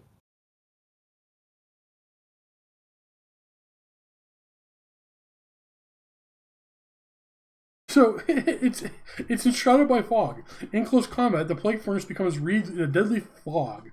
At the start of any round of close combat, friend and foe, any unit touching the plague furnace suffers D6 automatic hits distributed like shooting. This includes the pushing unit and the furnace, but not the priest riding it. Each man must pass a toughness test or suffer a wound with no armor saves allowed. So the fog is eating the wood away with his own furnace. It's real stinky, whatever they got in there. And then a wrecker attack. In your own player's turn, the chain holding the mighty swinging great sensor can be let loose. The attack happens last in any initiative one. The wrecker attack causes a 2 dice worth of strength 5 hits against a single enemy model in base contact with the front dark of the plague furnace. All hits are distributed like shooting and count towards combat resolution. Oh, really? A roll of misfire means something has gone wrong. Really? Yeah, so I like this model, but it still involves artillery dice, which means it's not great for me. Right, but on the artillery dice, if you roll the you roll the misfire, you got to roll on this chart. So like you could get maximum 10 strength 5 hits, which is huge if the thing just crunches down on them. That's that's some good damage. But the crunch is immediately the furnace suffers D3 wounds, and the unit pushing it takes D6 strength 5 automatic hits. So it just damages itself. That would be D3 of its 6 wounds, so it'd have to do 2 of those at full strength to kill yourself. The Billowous Cloud, which is immediately work out the Enshrouded by Fog attack, so its own attack. And it causes 2d6 hits to your own unit. Only. And then... Only. Oh, only to your own unit. So okay. You do the Shut of Fog attack, but only hits the unit pushing the furnace. So cool. It's real bad for the Skaven player. Yeah, I was like, oh, at least you get that. Nope, you don't even get that again. And then the last one, the Maddening Fumes, the unit pushing the Plague Furnace makes an additional full round of close combat attacks against any foe in base contact. Following these extra attacks, the unit pushing the bell suffers D6 casualties. Casualties count towards combat res. Problem with this is you could end up causing more wounds yourself than to the enemy. But yeah, I still like it. Okay, that's the Plague Furnace. Not expensive, but also not the best, not the worst. Mm-hmm. Now we're going on to Clan Eshin, and we have Night Runners. They are a core choice. They have movement 6. Otherwise, they have movement 6, initiative 5. Otherwise, yep. They have movement 6, initiative 5, leadership 6. Otherwise, same stats. They have the scurry away and strength in numbers, but they have the additional 2 rules of dodge, which only is on the leader, and that would be a 6-up ward save. So, not even a really useful rule. And then slinking advance. Immediately after both sides have deployed their forces, they can make a normal move. They must remain 12 away. They essentially get Vanguard. You're paying almost double for Night Riders over Clan Rats for that. So far, not worth it. Not even close to worth it. They come with 2 hand weapons and throwing stars, which are 6 inches. They can take slings and a warp grinder. Just not worth an 8th edition. The kit it's the Mordheim kit.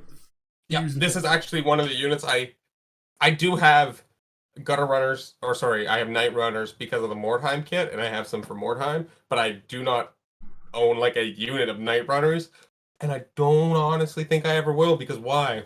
They don't have a place in 8th edition.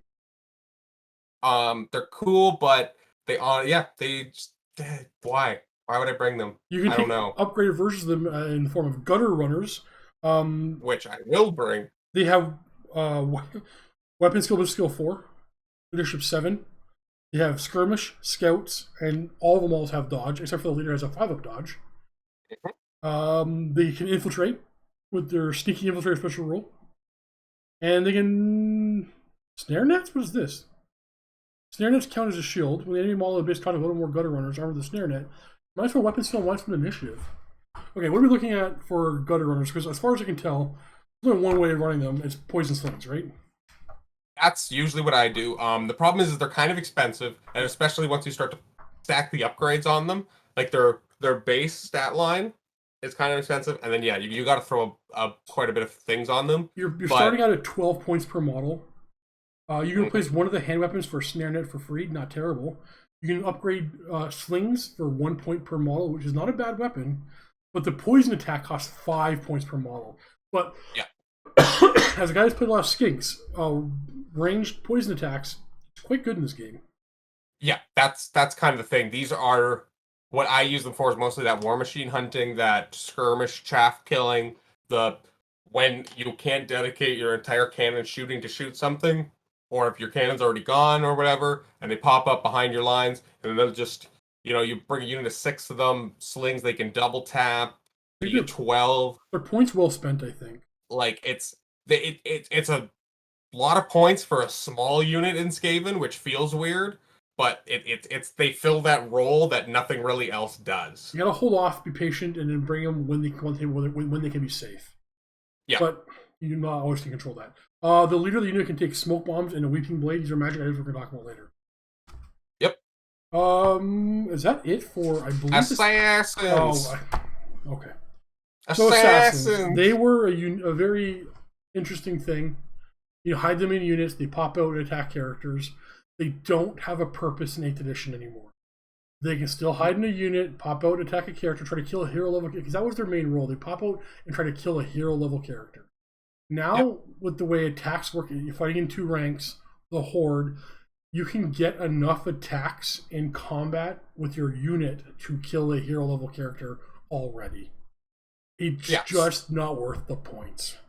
Skaven are one of the armies that do struggle with that a bit, but you can usually just, as long as you're sticking around, you're fine. Now this is, you get scurry away, you get always strikes first, which is I think one of the only instances of it in this book. You get poison attacks base. He's a scout. He's got the sneaky infiltrator rules. He's a killer, not a leader, so he can't be your general. He's got the hidden rules, so he hides in units.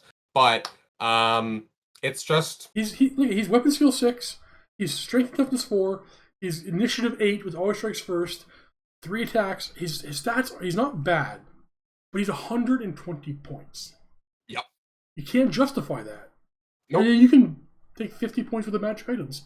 He is never going to get his points back. He's just too expensive. Yep. He's a great model. Cool idea. Just never the... Yeah, and especially because we play with like open magic items and everything, and we know each other's list to the point, and like you can't. We know where assassins are hiding. Like you see the one obvious unit, you're like, oh, I wonder where he is. At least with Skaven, you can hide them maybe in slaves to try to trick an opponent. Why is that clan rat unit walking towards my wizard's unit? That doesn't make any sense. Exactly right. If they had a purpose in previous editions, they don't work in 9th or 8th. Yeah, I think. If you were to do some crazy thing with a bunch of little units, it still doesn't make up for how many points he costs. That's the thing. Yeah, let's talk about Clan Molder, led by Pack Masters, essentially. They are, the Master Molders, the character version, are Strength and Toughness 4. Otherwise, you understand the stats of the Skaven. They are actually movement 6 for the Molder stuff. They have mixed rule type stuff. You're going to see Molder stuff mixed in with giant rats, rat ogres, stuff like that. And they have essentially guys running around whipping and prodding their war beasts and monstrous infantry to make sure they go in the right direction to the battle. They have a couple of special. They have a whip. We can attack farther from behind the unit, and a man catcher. It's killing blow with their crap attack, right? Yep. But their job is to only provide leadership for these units, essentially, right? Yes. They have no purpose. But they have a purpose.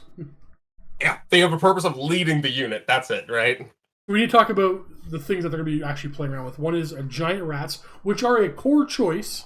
And, I'm going to go check the point cost of them. No, they are only a core choice. If you bring Throt the Unclean, no. they are not a choice. They do not take up any slot. Okay. So they're listed under core choices. But yeah, there's a little italic line here. Do not count towards the minimum number of core, blah, blah, blah, blah, blah. Okay, that makes sense. But they're not fighting for your special or rare points either, though. No, exactly. It's additional points. These are one of the most must-have units. I love them in the army. I think 3 points minimum, per rat, 8 points for a packmaster. Go ahead. Yep, because they're minimum units of 5 rats and 1 guy. Little 6-man squad. My little rat dart, and they just run around and they are your redirectors. They move in 6, so they're not like the most mobile in terms of like great eagles or ogre cats, but they're 23 points. And they just stand there. I think they were good in a horde. And that's the other thing. They work really well as redirectors, and I personally like doing the giant rat horde because they do have fight and extra ranks. So that's important when you do your little rat dart, that all 6 of them still do get to attack. That's a kind of nice little thing that works with that small footprint, and that's why it works. But when you bring a horde of them, you're now fighting in 4 ranks. 4 ranks, so you can bring a big brick of 40, and you got a couple ways to get more attacks on them, whether it's their special character or a magic spell, and you can really just watch them. They're only going to be strength 3 attacks, but again, it's mass of attacks when it comes to this. It's just throwing out more dice than your opponent. We won't talk about special characters. In fact, I decided when I did all these books, we're going to pick out a few by suggestions, which characters we're going to cover. But we're going to briefly cover Squeal Gnawtooth, because he's kind of one of those unit upgrade characters. You don't just buy him separately. You can buy him as an upgrade for Giant Rat. Yes. And it's important that I have been playing him wrong. Oh, he has to go. He has to go in the front of units. Oh, does he? Yes. He's 100 points for toughness 4, 2 wounds, no save. Well, 6 of armor. Because he counts as a champion, and therefore he's a champion upgrade, not a special character. Okay. Therefore, he has to go up in the front. He gives a random buff for the giant rats. If he dies, does the buff go away? Oh, not worth it. Oh, well, the rats are initiative 4. Maybe they go. Oh, I know. Okay, he rolls a D3 at the start of the game, and you can give the unit 4 per generation, or poison attacks. Plus 1 attack, or poison attacks. All those are really good. The fact that he has to go in the front is rough. Wait, doesn't he have... Yeah. I saw that in a comment on one of my later videos. There's nothing saying that... No, he has Verminous Body. He has Verminous Valor. Yeah, so he can hide in the back. He gets challenged. Whereas the other pack... Oh, that's unfortunate. Oh, well. Yeah, it's the one thing. I don't know if it completely removes it, but it's cool. He pretty much buffs the whole unit. But yeah, like... What if you get 4 regen on your stupid rat horde is dumb. They're all good. That was insane. Yeah. Rat ogres are next. They are the original monsters infantry. They're ogres with movement 6, strength 5, toughness 4, 3 wounds, initiative 4, 3 attacks, leadership 5. They need they have frenzy, and you need characters to keep them from running away. The problem with rat ogres, I think rat ogres are amazing. I have to go check their points. If I remember correctly, they are a little pricey. I've been reusing them more because I've recently got some and painted them up, and they're fun to use in a different way, and especially running like the Molder themed lists. But they are. I think they're no save. 40 points, and I think about 5 points too expensive per ogre. Yeah, they're just no save, and they die really quick, and it's awkward when you try to 6 of them is cool, but it's almost not enough. But 9 of them is very expensive. That's the thing. So a little on the expensive side. But the problem is with rat ogres here is If you there's a strange line where if you drop just 1 point too many, you're gonna see horde every time that's gonna run up the Yes. field and just like this is the in my opinion the monsters infantry problem of 8th edition. There is a weird line of too cheap, too expensive, and it's very narrow. Yeah, because I mean, you get the stomp, you get all that kind of stuff. So they're really neat. They when they do come in, they can throw down, but they just die really, really, really quickly too. But if you can get like the ideal, I guess, is having them charge in, losing combat, they flee, and then they can turn back around and come back in a second time because they can hopefully reform and rally and whatever. But so far, I've never had that work. So I'm gonna do something that's gonna make Cullen cringe, right? I have decided to not edit any of these videos, but I also must use the restroom. So Cullen's gonna talk. Oh no, I have to occupy the time. Cullen's gonna talk about the Help and Abomination as I don't cut this video. Be right back. All right, I hope you all enjoy the fact that you know that Steve is now peeing. But we got the Help at Abomination. We're talking about one of probably maybe the best model in the Skaven range. It is just a wonderful model, and it is probably, if not the best, probably not as good as maybe the Frostheart Phoenix, but one of the better monsters in 8th edition fantasy in general. You start with a really weird stat line of movement 3d6, sorry. You get weapon skill 3 like a rat. Your strength 6, so he's a strong boy. T5, so not as tough as he is strong, but still decent. I think if they put T6 on this, it'd be too good. He's got 6 wounds. He's initiative 4, a random attack thing, and leadership 8. He's actually one of the highest leadership models in this entire book. I'm pretty sure he has matching leadership with Queek Headtaker, because I think Queek Headtaker is one of the only models as well that also has leadership 8. And so he's a monster with it, so it's actually a decent leadership model when it's on its own, which is huge because you don't really want to have to worry about getting your bubble where it's at with this guy. You just want to always make sure he is going to stay. So leadership 8, and then he's got stubborn on top of it. That's going to mitigate a lot of the problems with monsters and losing combat as soon as they come in. So leadership 8, stubborn. He can usually stick around. Steve's back, so oh hey, we're about to get into the special rules. I just went over the stat line. Do you think this would be too good if they made it T6? Ooh, T5 is already pretty good. T6 might be, yeah. T6 is a bit much.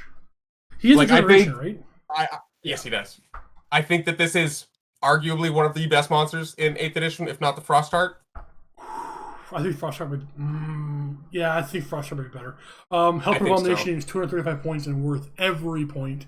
If you're gonna play Skaven, you better buy 1. If you buy 2, not a bad thing. No. Some people might not even want to play against 2 because they are that obnoxious sometimes. So they get impact D6. So they're a big boy that charges in like a chariot. Large target. So what does that affect in terms of a monster? He can just be seen over things in terms of shooting. He can't take cover from obstacles. Okay, sure. They kind of messed up large target 8th edition. Yeah. Regen, which is the straight 4-up regen. It's not like a regen 5-up or 6-up. So the best one. Stubborn, and he's terror. So don't have to worry about any sort of leadership fear things, and he's going to be scaring people on his way in. So he's this shambling horror, which is his movement thing of his 3d6. So he moves in the compulsory move phase, and you point him, you pivot him, you point him in the direction, you roll your 3d6, and he moves off that way. If you roll a triple, there's a chart you got to roll on because they're rats. And that could bring him to a grinding halt, meaning he does not move. It could you roll a scatter die and he moves the full distance in that direction. And if he runs off the table, he can come back on. Yes, he can come back on. Yeah. And then fuel injected, which means he gets he moves in that direction nominated using the triple he already rolled and increases his strength by 1 for the remainder of the game. Further rolls on this chart will not increase the beast profile beyond it, and he actually takes wounds. So if he gets double fuel injected, he actually takes damage. I don't But think you know, they like, care too much if he runs too far out of your. He's there to be a roadblock, and he's not going to. I guarantee you, he's not going to die before doing something. that thing might be just making your opponent move completely where they don't want to be, which is good enough, honestly. Exactly. Let's see. I think there's just some extra rules here, which He has impact tax if he does make any comment with that random roll. Which is sure I don't cool. know if you said that. Yeah, I mean it's part of his basic rules, so yep, he's got impact tax. And then when he comes to combat, he doesn't just have his normal attacks. We got to roll on more charts because we're more rats. We could have feed, flailing fists, or avalanche of flesh. Basically, it's a D3 chart. You roll, and this is what you're doing in this combat. Yep. So we got your feed, which is where he's just going to eat some models. So all models in base contact suffer a single strength 6 attack with no armor saves. Each unsaved wound is multiplied by D3. Hit. It's important to say single hit because automatically hits. Oh, okay. Yes. So he's just straight up eating them. And he can eat full ogres with this because it's D3 wounds. Gobble. We got flailing fists, which is 3d6 attacks. And if they suffer a single unsaved wound, your opponent is -1 to hit in close combat. No, which devastating if you're initiative 3 or lower, right? That's what I was gonna say. He's initiative 4, so he's fast, but not like the fastest. So still doesn't affect elves. -1 to hit is really huge in this game. Not like Sigmar, so like -1 hit's a big deal. But he has to swing first. Exactly. And then Avalanche of Flesh, which is like kind of the best of both worlds of these two attacks kind of put together. So it's everything in base contact, passes an initiative test, or suffers a single strength 6 hit. And then he makes 2d6 automatic hits distributed as per shooting. And so, still thunderstorms. Yep. He's got impact attacks, he's got all these crazy attacks, and his thunderstaffs on top because he's a monster. And a 4th generation with stubborn, super efficient for your points. And then what probably pushes him over the edge is this next rule, which is too horrible to die. This is the best rule, but can be mitigated very simply if your opponent has something to do it. This rule only comes into play if he has not taken a flaming attack at all throughout the game. So if your opponent shoots him with a flaming cannon, they shoot him with a flaming arrow, at any point hit him with a flaming sword, you cannot use this rule. But there's a chance he gets back up after he dies. Because once he drops, once he loses his last wound, remove a model from the game and place a marker at the end of the turn. Roll a d6, check this chart, and the counter could go away. If you roll a 1 to 3, he's just dead. So 50-50, this rule doesn't do anything.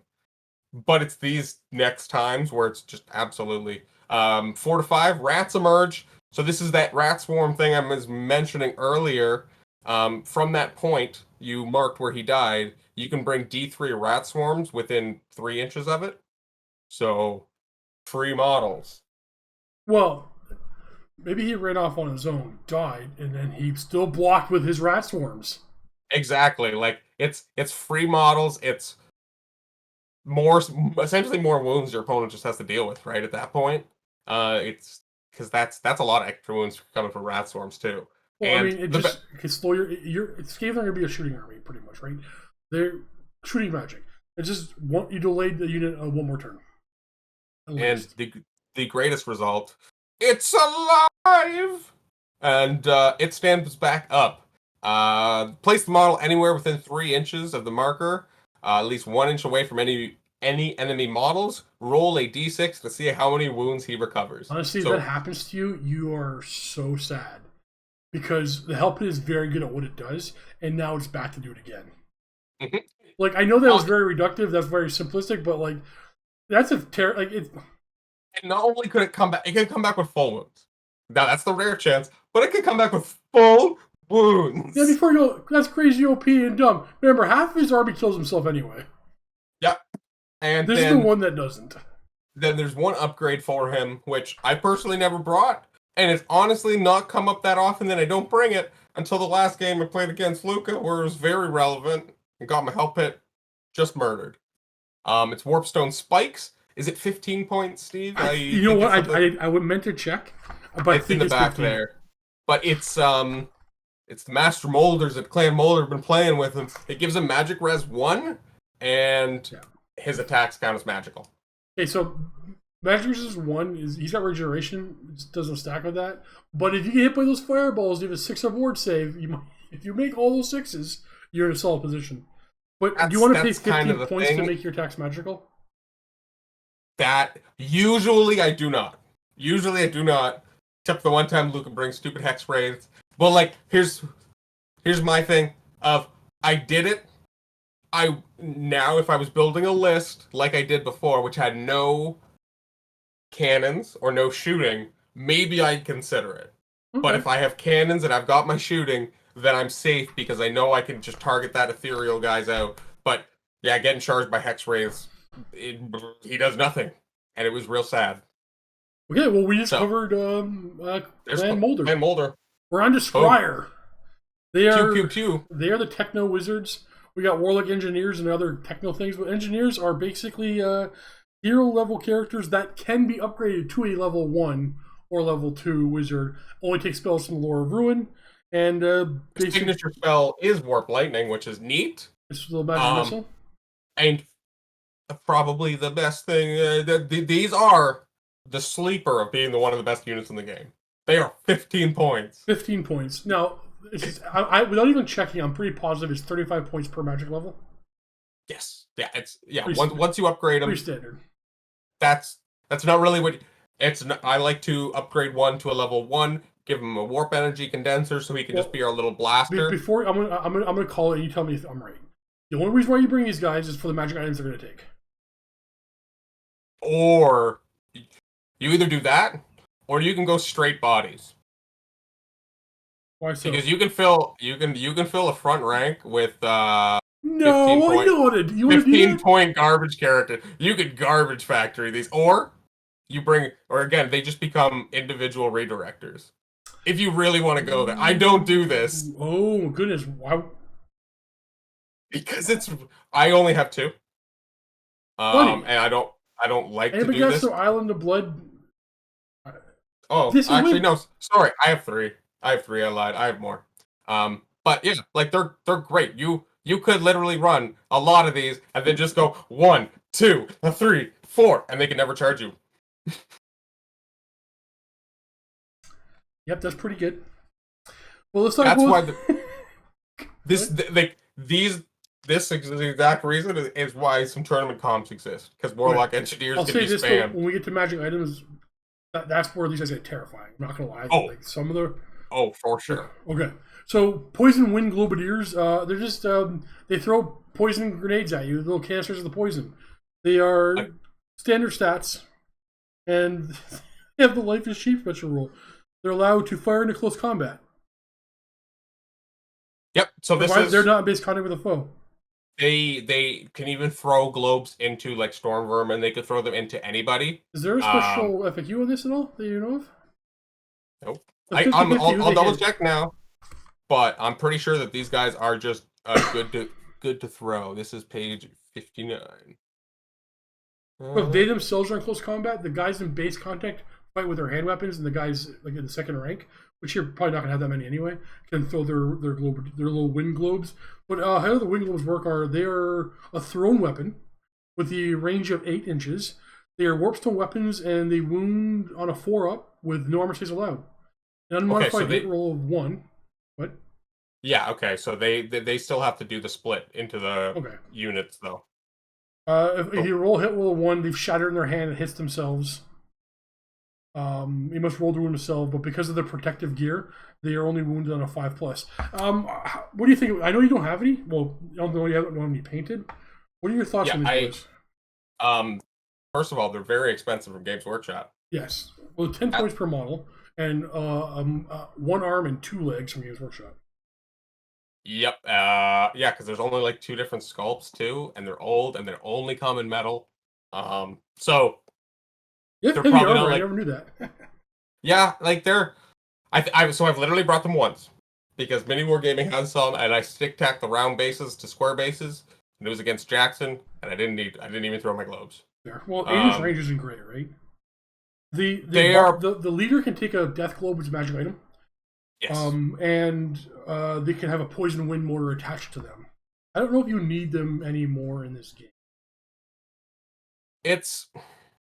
I don't think that they do enough. Like those points are better spent on a wind mortar, right? Yeah, I don't think that they're able to throw out enough and do enough damage to a single unit to make them really worth.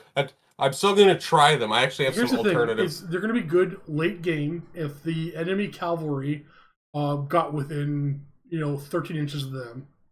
Yes. Yes. Yeah. Because they're still on foot too, so it's going to be hard to maneuver them to anywhere you actually want them to be. And then we have Warlock Giselles, the big sniper rats. 2 rats on a base with a Pavis and a big old sniper rifle. The rifle is range 36, strength 6, -1 damage, -4. Almost no save for most part. They just have armor piercing now. Strength 6 armor pierce is the FAQ update. Oh, okay. Makes sense. 4, 5, 6. It's effectively the same. It is the exact same. They have unstable ammunition. They're firing warpstone shots. Anytime you roll a hit with a hit roll of 1, you roll another d6. If you roll another 1, the gun misfires and the fire suffers a. That's not right. Yeah, okay. The fire suffers a hit with the strength of the gun and save modifier. A roll of 2+ means there's no malfunction. It is a lousy shot. So 1 in 36 shots they fire will basically hit themselves. Yep. And they have a 4 armor save. Oh, it's a 4 armor save. I thought it was only from shooting. Now, the big question with these things these guys used to be so good. Are they points prohibitive? They are. I don't. 20 I want to say like around 30. How many? 20 points per model. Yeah, okay, I was going to say around 30, but 20, it's the problem of, it's 3 shots for 60 points. It's a... 3 shots that's going to kill cavalry, which was amazing in 7th, not so much in 8th. Mm-hmm. If they were strength 1 higher, they'd be auto-included all over the place to be killing war machines. Yep. It's... A little expensive. They have their uses, though. If they had more... if you could bring more of them for cheaper, that'd be different, but... They're only going to be leadership 5. You're going to get... One's going to die to shooting, because they have toughness 3, 1 wound, only if warp save, then they're going to panic. Mm-hmm. Yeah, it's... Again, you want to bring because they're cool, and, they're really good at killing chaff. But it's kind of a lot of points, and you could probably do it better with other things, I think. It's an awkward spot, I think. I also think that just generally placing those kind of models are tough because they don't move. So you kind of have to deploy them late. Look, it's just it's an old thing. Remnant brought rules for 8th edition. Cool if you got them. You don't need to go. Also hard to find. Well, maybe not special. Maybe you can buy them as Sigma. I'm not sure, but you don't need them.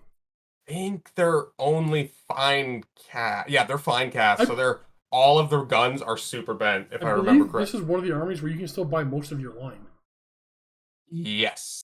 There's also, because it's very unique, there are also lots of companies that do a lot of cool rat things. My goodness, I remember that one. We saw that one company on Instagram. I'm debating on should I talk about it? I will mention it at this moment. It's a company that makes really cool rats. I don't know how well my camera I haven't seen that yet. But that's a rat ogre. This is the Bone Breaker. It's massive. That's the how much it hangs off the base. It's huge. I have Giselles. Nice. These are all from, I believe it's called Punga. It's a Russian casting company. They make some just gorgeous rat stuff. I've got some Poison Wind Globadiers from them because I'm not paying $12 for a hunk of metal that's 80 years old. But it's older than me almost. But that's 83, so almost. That was my rant on cool rat miniatures. Honestly, there's some nice ones. We're getting close to the end of the units. We have a couple more. Next is the Doom Wheel. I love this thing. Classic Skaven thing. It is one of when you look at it, it's like, yep, that's a cool rat thing. Here's the thing about the Doom Wheel. Take two, though they're 150 points each. They fight for your rare slots.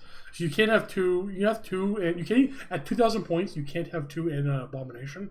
But right. I like the idea of you can have two in a cannon. You can have two in a cannon. You just put them on your flanks and let them go. Remember, just turn around, go back to your lines, go forward, back and forth until your opponent comes out. But basically, these are random move. I'm gonna give them the rundown, and Cullen will give it the refine. They have random move. They do impact attacks if they hit. They grinding close combat. They're unbreakable, right? No, they're immune to psychology. Yes. And every turn they have to. Well, they probably have to zap out some lightning. That, if I remember, does range 18 auto hit the closest model. Artillery dice worth of strength. Yep. D6 wounds. D6 wounds. D6 wounds.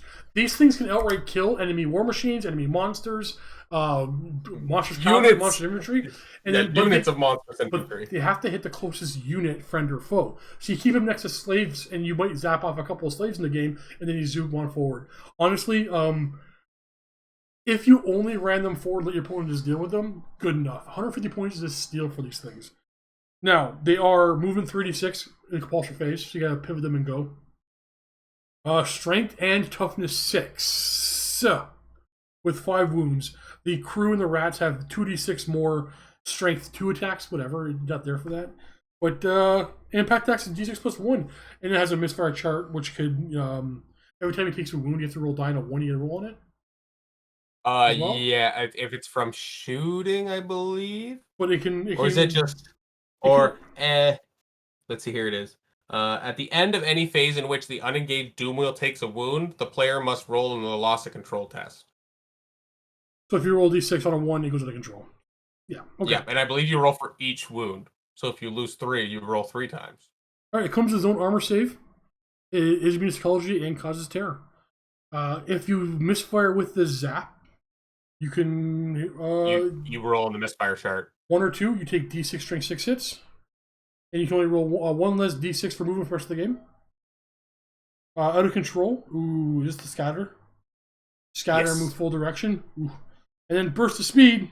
For the remainder of the battle, the movement is increased by additional die. That's a 6. So you get 46. Zoom, zoom. Honestly, I think I might have covered the entire thing. Is there anything I missed? This thing is a fantastic big boy killer, though you can't pick your target. It has to be the closest unit. It is arcs out lightning. It does very well in close combat. Very well. I guess if it was unbreakable, it would be broken. I think that this is like one of the best models that represents the whole Skaven ideology, in that it's crazy powerful, crazy random. This is another thing where if you're going to play Skaven, I recommend you buy at least one of these. And also, like, this model is great. This is a great model. I probably built 4 Doom Wheels. And they're a great kit to build. It's a lot of fun to paint.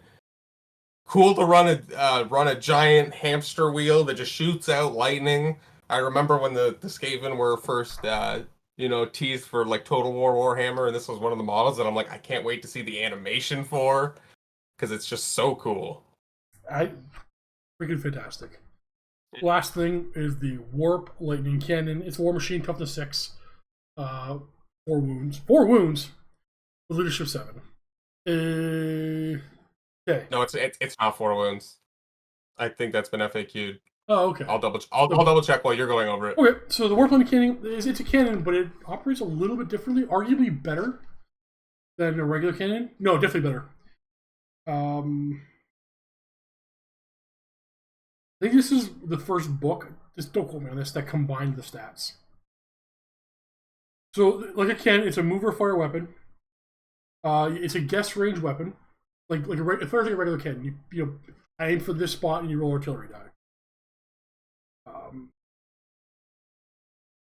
And then you roll artillery die and it scatters by that. If you roll a misfire on that one, so not scatters, it goes forward by that many inches. If you roll a misfire, you can end up doing a meltdown if you roll 1 or 2.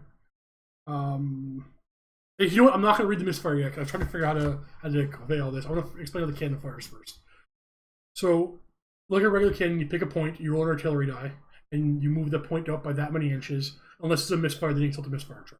And after that, you bounce like a regular cannon. However, if you misfire here, a fizzle does nothing, right? Yeah, it just lands there. Doesn't even do damage to the thing that, like a single point where the cannon sticks in the ground. Doesn't even get to do that. Now, the second bounce determines its strength. It can be anywhere from strength 2 to 10, but then it explodes into a small blast and can hit a lot of things. Yeah, it's just a little blast of lightning that goes boom and explodes in one spot. And no matter what strength it is, it's still no armor save allowed, D6 wounds. Yep. So you might you might get a cannon that has less strength than a regular one, but it's far more devastating against the unit. So this is the Swiss Army knife cannons. It can units, monsters, everything. It just does its thing. Now it is. I was going to say it is still no armor save. So like that, even when you get the lower strength, even if you get a couple wounds, it's still most likely going to do something. I mean, you just if you wound, you still no armor saves. D6. It's strength 2, D6 damage. If you strength 2. Okay, if you misfire 1 or 2. You just remove it. You remove cannon, yeah. So they add a flavor text. On a 3 to 5 energy overload, it counts as maximum strength 10. 4d6 line in a random direction. No, that's rolled overload? with a scatter die. Nope, that's the 4. That's the energy overload. Strength 10, roll 4d6 and a scatter die. So the cannon spins on its place and it shoots forward 46, and often hits the Cullen's heart of his army and causes a panic test that he kills somehow his BSB and his general with the same cannon shot. That will somehow, they'll be 12 inches apart, but somehow the large blast gets both. It happens every time. Doesn't make sense because everybody within that line and the large blast gets hit. It is wild when that happens, and it is like that is the clenching butthole moment of playing Skaven. I feel like it's scattered into a large blast to your favor at least once. Oh yeah, like I think it's maybe even once or twice. A lot of times it's just like it's over there somewhere on the table, and it just nuked a random spot of Earth. Just. Roll 6, it doesn't fire that turn. This thing is a crazy cannon. Now, this thing is. If you watch mini wargaming or mounted miniature fantasy bat reps, we do not accurately show this because this cannon does this about 33%. Like it misfires 75% of the time when Cullen's playing, and then it gets this roll 35 to 40, 50, sometimes 100% of the time. So great. Great. We really like to show off the energy overload on these two channels. Yeah, man. It's got to show off the cool stuff. A weird thing to note about this cannon is the model has 3 different ways to be built, even shown by the instructions. So this is in the instructions. This isn't even like trying to be that person saying I'm modeling for advantage. One of the iterations, it's just straight up really tall and can see over everything. So. Build all your cannons tall. Okay, so we're probably not going to cover any of the special characters unless Cullen can think of something you need to discuss right now, or we'll save it for the special character video. I think we could save it unless you want to ever talk about the upgraded, because you have a couple options of upgraded units. Or no, not upgraded. You have one upgraded unit, which is Queek Storm Vermin. Yeah. If you brought Queek Head Taker, and then if you do bring a couple special characters, they add that special unit to core, but that's kind of the only thing that is relevant there. Like I think that's really cool and allows you to flavor some of your armies. You can bring your giant rats as core if you have Throt, you have Plague Monks if you have Skrulk. I don't even know if there's an Eshin one. I feel like if you bring Deathmaster, maybe you get I don't even think that does anything. And then you can have Queek Storm Vermin, which are just the Storm Vermin upgrade, which are, I believe, an additional strength Storm Vermin? Or additional weapon skill Storm Vermin. That sounds right. Yeah, so, I mean, okay, their characters are all, in my opinion, on the expensive side, kind of usable, but not, like, they suffer from the typical fantasy character thing where either they help you break the game, or they're just, you can make it generic better. Yep. I think, for the most part, they're just too expensive. As my, large blanket statement. Good from the days before Hero Hammer, right? Okay, so Skaven magic. There are 2 lores of magic. We have the Skaven spells of ruin, and then the Skaven spells of the plague. Remember, the Grey Seer can take either. Plague priests are only plague. Engineers are only ruin. Cover all that. Oh, and then the Great Horn Rat is either. Yeah, the Vermin Lord is doesn't matter. Yeah, let's go back and forth. I'll hit the first one. The first one for Ruin is Skitter Leap, casting value of... Oh, wait, I gotta point out something. This book was written before 8th edition, but at the tail end of 7th. So none of the magic spells have a... Type? There are no hexes, direct damage, magic missiles, vortexes. None of that are here. Which means you can... They break all of the magic rules. Now, I was certain that the FAQ would be like, okay, this spell's clearly meant to be a hex. This was clearly meant to be a direct damage. They didn't even do that. They're like, nope, it's Skaven magic. That's what it is. Like, okay. And now, also, it could end up hurting them too. So there's the drawback. Because that's everything's Skaven, which is kind of cool. It's also important to note that, yeah, they do not have signature spells here. Right. But everybody has a way of swapping to a particular thing. Yeah. Yeah. Okay, so Skitter Leap is a casting value of 5. The spell can be used on a friendly infantry character within 12 of an unengaged, even if engaged in close combat. This includes the caster, unless it's a Vermin Lord, as it's a monster. The model may immediately be placed anywhere on the battlefield, and it must be placed at least 1 inch away from enemy models. Here's the thing with Skitter Leap. It can win you a game by pulling you an engineer and dropping you off and just blocking a charge. But, like, every time I feel like you're rolling for magic spells, like, how do I want Skitter Leap? Like, it could win you the game, but the spells are good. Yes, it's almost like this is the spell that I don't see a lot of reasons to bring a level 2 Warlock Engineer if you're bringing the level 4 and doing like the full kind of normal thing, unless there's some other skew you're doing where you're only bringing level 2s or whatever. But I don't see putting Skitter Leap on your Grey Seer because your Grey Seer is just so powerful. He's got other stuff to do, and I think he's got better things to do. This is a really cool spell, has some really neat play, and yeah, you're right. You can win games. You can block you charges. It'll get your generals to safety. But I think if you're in that position, you're probably have a good chance of losing anyway. It's kind of where I guess my thoughts are there. And like it has some potential to do some really cool stuff with some magic items too. Does somebody swap into this automatically? The Grey Seer. The Grey Seer can take Skitter Leap or the 13th spell. Okay. So next we have you're up. I like to do all no, it's all good. It's all good. It's Warp Lightning. Casting value of 6. This is our quote unquote magic missile. Because it says it's a magic missile, but it's not like the 8th edition magic missile. With a range of 24, it causes D6 strength 5 hits. The number of hits is if it's a 1, the caster suffers a strength 5 himself instead. The casting value 6 D6 strength 5 hits. Crazy good. There are magic items that do even better with it. Right. This is just a little reliable zap kill. You got some chaff, zap. You got some. Exactly. Well, you always want the spell, right? You take a Warlock for 15 points, upgrade him to a level 1 for now he's 50 points, and you're just going to take this spell. Like, he can swap it automatically, and it's going to do work for you every game. And that's the thing, the fact that it's just reliable. He's getting it. It's not. There's no chance he's not going to get it. You could have him roll on the table too to see if you did maybe for some reason you wanted to have Scorch or Crack's Call or try to do something else with them. So like you still have that, you can roll it and then decide afterwards as well. Exactly. Because I take Scorch over or whatever.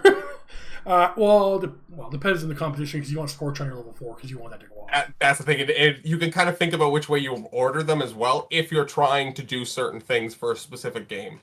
Howling Warp Yell is a cast value of 7. The spell summons winds that last until the start of the caster's next magic phase. Flying creatures may not fly, shuts down Great Eagles, because they have movement 2. You ever seen a bird walk around on the ground? That's what it looks like. Just real dumb. Real dumb. Real dumb. All missile weapons that roll to hit suffer -1 to hit, in addition to other penalties. The spell does not affect your size magic missiles, as the unnatural winds are diverted by the caster himself. So it's the anti high elf. Oh, it's the anti elf spell, but it can do work against a lot of armies. It It's very situational. When you roll it, you almost always swap it out unless you're playing against that heavy range, wood elves, whatever, one of those kind of armies. And there's a magic item that I think does this but better. Okay, And when we Cullen, get there, I need to know because it's been driving me nuts, bro. Can you hear my neighbor been cutting his grass the past 2 hours? I hear nothing. I don't get how you cut your grass for he's a nice guy. I would be like, dude, how many times you cut your grass? What up? Later, but I think it might take me 2 hours to cut my grass in my yards. I live out in the country. You live in the subdivision. Yours huge. Mine isn't. Exactly. I live in the middle of a subdivision. It's driving me nuts. Where were we? Europe. Death Frenzy, casting value of a 9. This spell can only be cast on a friendly unit within 18, even if it's engaged in close combat. If successfully cast, the unit will go into a state of the Death Frenzy, which is like Frenzy, except it adds +2 attacks instead of +1. It can be cast on somebody who's already frenzying, but does not stack, so it doesn't give them the +3, it just gives them the +2. Once cast, a unit remains death frenzied until it loses normal combat, so until they would normally lose frenzy. And while they're death frenzied, at the end of each friendly turn, so like at the end of even the combat phase, you suffer D6 automatic wounds with no armor saves allowed. Your heart's so it's like madly metabolizing their bodies as they wither away. Okay, I gotta point something out. I refuse to read the next one. In my opinion, Scorch is the most broken spell in the entire game.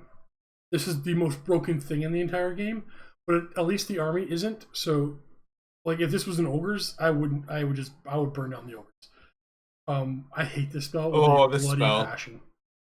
I see why, because it's okay, so. Wait, I want to point something out because I need to point something out. When I played High Elves, it was devastating.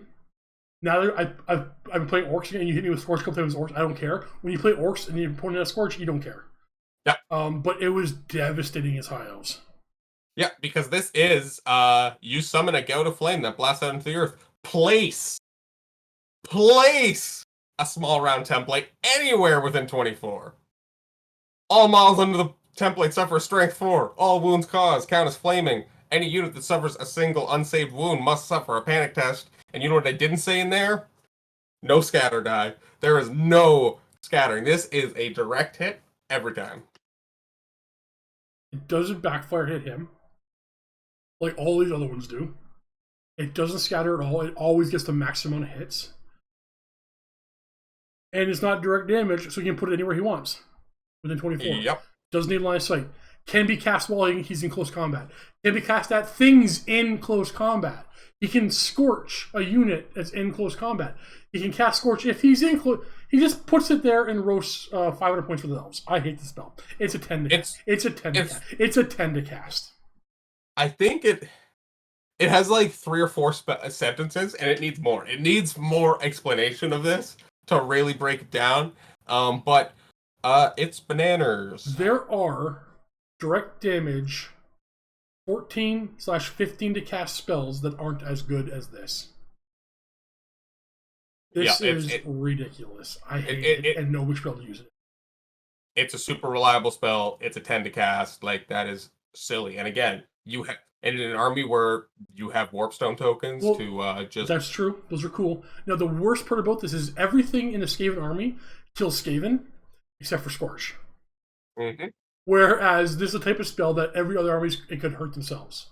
Everybody else, vortexes and things could scatter, misfire, and scatter on yourself, or various different things. This would no. This is the rely. Every Grey Seer should be casting Scorch all the time. Scorch. Crack's Call 11+ to cast. Crack's Call. A crack appears in the ground at the caster's feet and runs for 46 inches in a straight line in any direction in the caster's arc of sight. Oh, we have limitations all of a sudden. Weird how that works. How they are in some explanations, but then completely excluded from others. Any model, like it's it's bad. It's not that bad, but it drives me nuts that no, never mind. Moving on. Any model on this path must make an initiative test to leap out of the way. Models that fail are moved as casualties instead of taking the initiative test. War machines and chariots instead must roll a 5+ or be destroyed. So I mean, I don't think the War Machines of Trades needed that defense. It's only 4d6. There are plenty of other spells like Saver, like Pit of Shades, Save or Die. Yeah. It can Buildings destroy collapse with a buildings. 5+. Blah blah blah. So not a bad spell, but an 11 to cast. 46 inches, initial test removed from play. Not bad at all. Why is it higher cast and Scorch? But that is Skaven spells of ruin. Do you have anything to add to any of that, the ruin stuff? Scorch is fantastic. Crack's Call is always weird because 46 line is awkward to get close to because your general can't die. Your wizard can't. If your general's your wizard, he cannot die, and you can't get him too close. And especially when you're like, oh, I'll be able to take it out with magic, and then you miscast something, and you can't get the right spell off, whatever, and you know, then you're in a real bad spot. So this one's cool. It's got a lot of fear to ogre players. Yep. Ogre players hate it. You could do like. Well, here's the thought of like wanting to do ogres. What's the banner? Is it the mob banner where you can't target them? Yeah, the banner of the Great Maw or whatever. This is I do not swear. This is nuts to that. You're not targeting anybody. It's a straight line. Yeah, like again, there's the thought of like wanting to do like the perfect scenario where you can skitter leap a character like a little warlock engineer to like the side of someone's enemy lines and just cracks call the entire front line and take out like two or three chariots or something like that would be fantastic. To absolutely be fair, you can absolutely skitter leap your level 4 late game and cracks call down a line on a point of the game when you know the opponent can't respond to him in that position for sure. If there's anything, right. if there's like one what do you call it? Not redirect. Quick reform test. If there's any risk at all that any risk at all that they can get to, I wouldn't do it. But late game, if you can get in somebody's flank and toss it down the line, it could be worth. But you have to have the spell. You have to have taken skitter leap. You have to be in a there's too many ifs. Exactly. It seems like you're doing a lot of work when you could just cast another spell on somebody and do more damage. Like, right? Because then it's at the not end of a spell I would ever take my first 4, unfortunately. Maybe right. I would. What if you pick 4?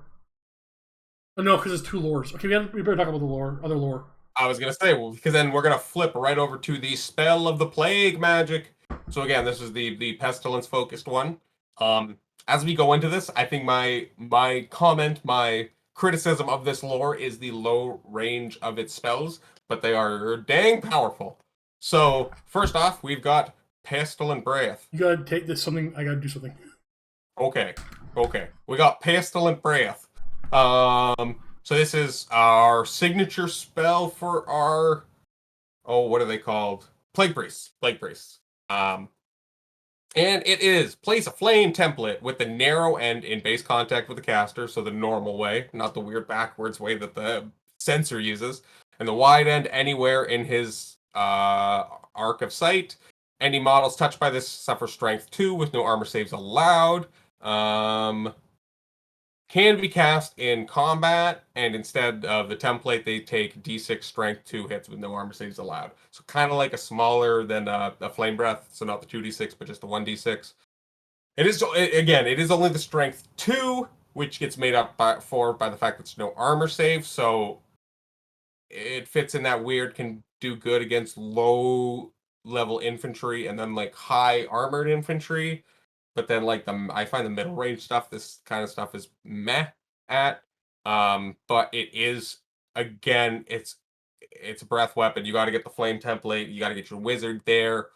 Maybe there's some shenanigans with Skitter Leap to get them into a perfect breath weapon. But again, like I think we're going through a lot of hoops to do templates worth of strength 2 attack. So not my first choice at all. We're going to go on to Bless with Filth, which is the second one. The caster causes a friendly unit within 12 to have poison attacks in close combat.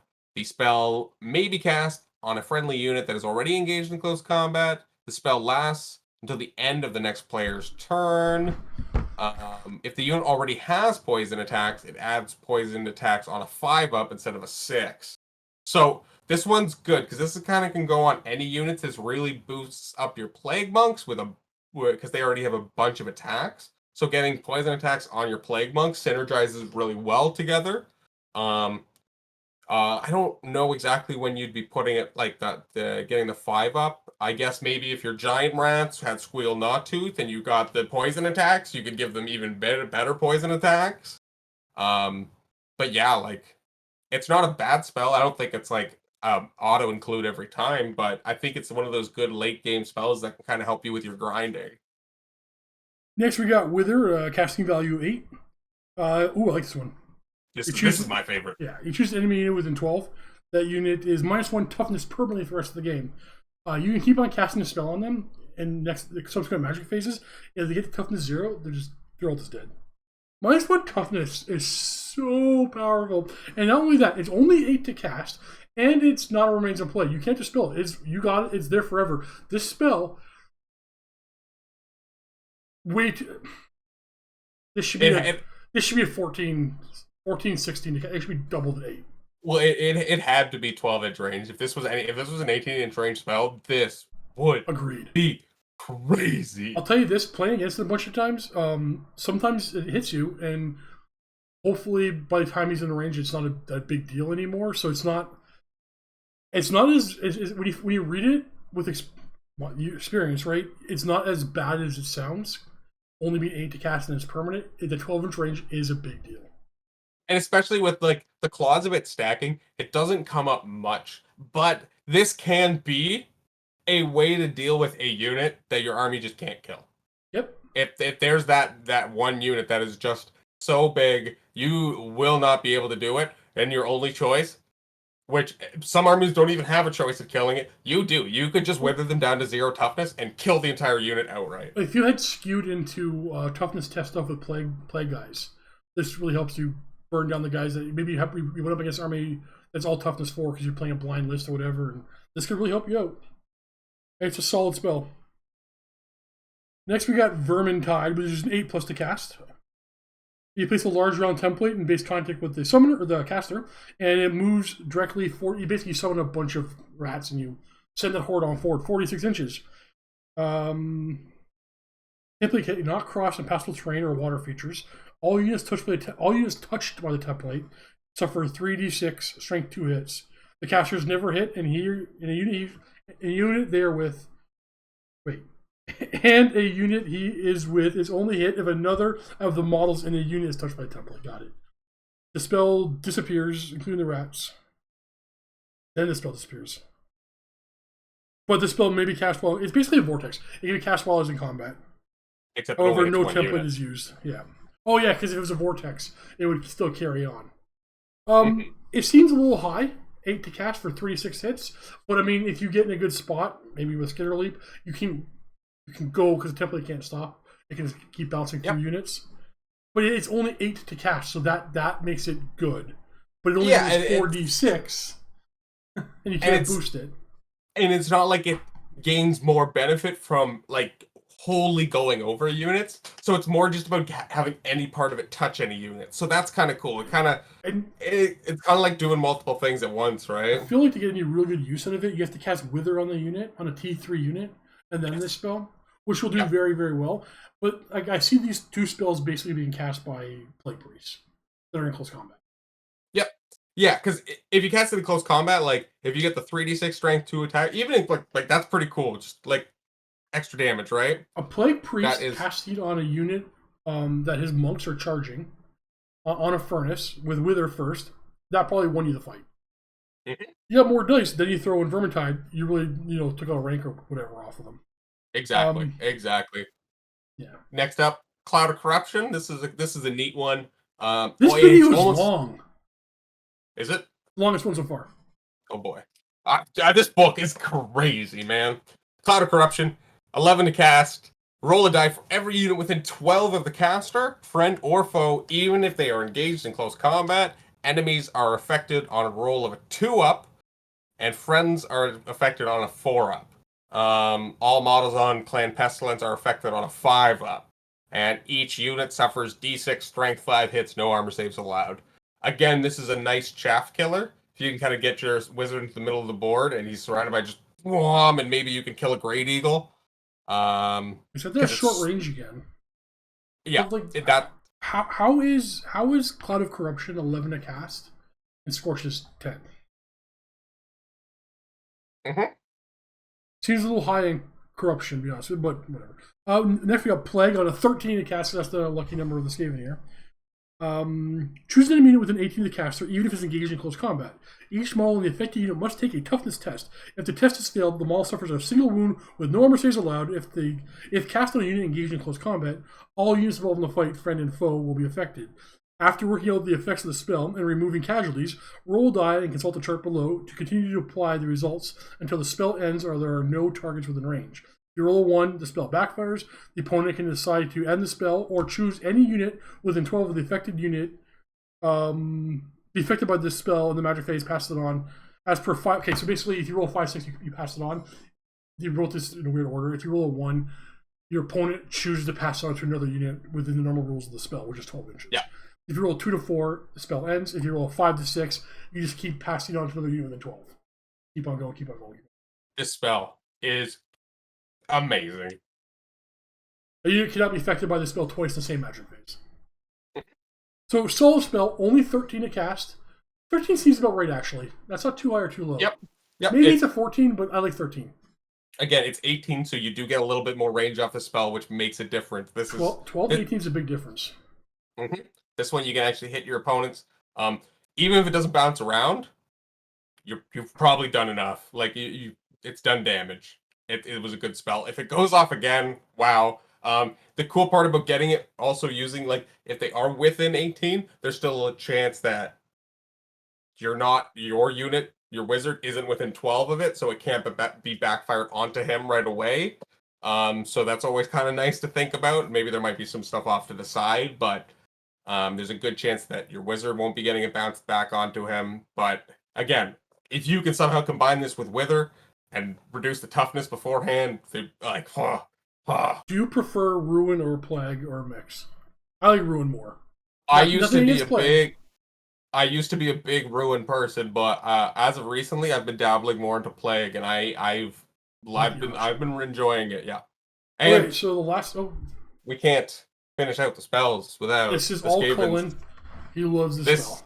This is the dreaded 13th. This is the dreaded 13th spell. This is. I don't even think there's any contention that this is the strongest spell in Warhammer Fantasy. Well, I'll tell you this. Every comp system heavily comp this spell one way or another, whether they're with their magic rules or whatever. 100%. So, Curse of the Horned Rat is a 25 to cast. So with a 25 to cast, with a level 4 and throwing 6 dice, what's the likelihood on that? You're looking for a miscast, but basically, this is on par with all of the End Times Kane magic master spells. Yes. Okay, so your average dice is 7. So average dice with a level 4 is 50-50 casting. Yeah, because it's an 18, right? It's like, and then plus the 4. No. So 21 for the 6 dice. 21 so and then 7 per 2. It's actually not. That's actually not quite true because on 6 dice it's actually. No, that's still that's right. Okay. It's about 50-50 you get the spell off with 6 dice.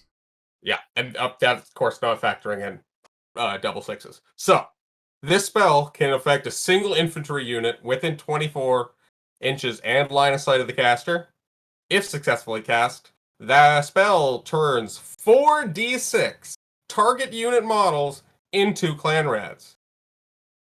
If the number rolled is larger than the number of models in the target unit, remove the enemy models and replace them with clan rats with any normal equipment or command. The casting player now controls this unit. If the casting player does not have enough models to replace, to be transfigured, the rest are just destroyed. If the number rolled is not great enough to replace the whole unit, remove that number of casualties. They simply mutate and die, or were slain by slain horribly by their comrades. No saves of any kind are allowed against the twisted powers of Curse of the Horned Rat. 4d6. Okay, Cullen has cast this on my Slan, who's infantry, and Temple Guard and rolled high enough where I lost the game where the unit turned into. That's like almost half my army, a third of my army. The spell, honestly, I'll tell you this: it almost always does nothing, because either he didn't get it off, it was dispelled, or he rolled really low on the 46 and a couple of guys died. Yeah. No, I remember that one time. I feel like this spell, if you watched my games of Luca a week or two ago that came out of mini wargaming, I reaped the benefits of just getting dreaded 13th off both games. Nice. It is, and when it works, it's crazy. It's such a good spell. And again, it eats. If you have characters in that unit and they are infantry, does not matter how expensive they are, does not matter what magic items they have, they are just dead. Yeah. Doesn't matter your magic resistance, doesn't matter. All that stuff doesn't matter. Mm-hmm. And Grey Seers can swap one of the spells out for it. You can guarantee to have this spell in every game. Okay. There's the one thing that I will point out you can do with this that I don't do. But if you and your friends are really trying to be competitive, I would recommend you not. No, go ahead. I would not, again, if you warn Power Scroll. Power Scroll, that was FAQ'd in the big red book, because what did it used to be? It used to be like extra dice, I think? 2 extra dice. Yeah, but they FAQ'd it to half the casting value of a spell. Half. So you just get dreaded 13th off. I don't do that. Again, one of those things that was completely comped in tournaments and all that kind of stuff, which is understandable. But I mean, it's crazy. There are many other magic fenders in the game that, like what was the? I'm trying to remember. Like, I think ETC made it so you can't roll more than 5 dice per spell. You can never have more than 12 dice in a magic phase. And I feel like casting any death spell, you wouldn't let that cast more than 4 dice. But there was, among other things, like magic is the big offender of 8th edition. Everybody knows it. Everybody admits it, right? Okay. Tools of Supremacy, Skaven magic items. This book is so old that it lists the generic magic items in the book. Yeah, like this is an old book. So this is also before they, like, I think, toned down a lot of 6th edition. Yeah, maybe even 7th. They had like only 1, 2, 3, 4, 5, 6, 7, 8, like 10 generic magic items. Now we have like 5 pages. And then the army books had a ton of magic items. And then they kind of switched it, so there's a bunch of generic, and the army books only had a few. But then as the books came out, they slowly gave more and more because that didn't work. It's like the orcs, trash. But lots of magic items in this book because it's basically a 7th edition book. 1, 2, 3. What? Oh yeah, there's a lot. 5 pages of magic items. As many as the rule book. You want to talk about the first one because you were thinking about using it, right?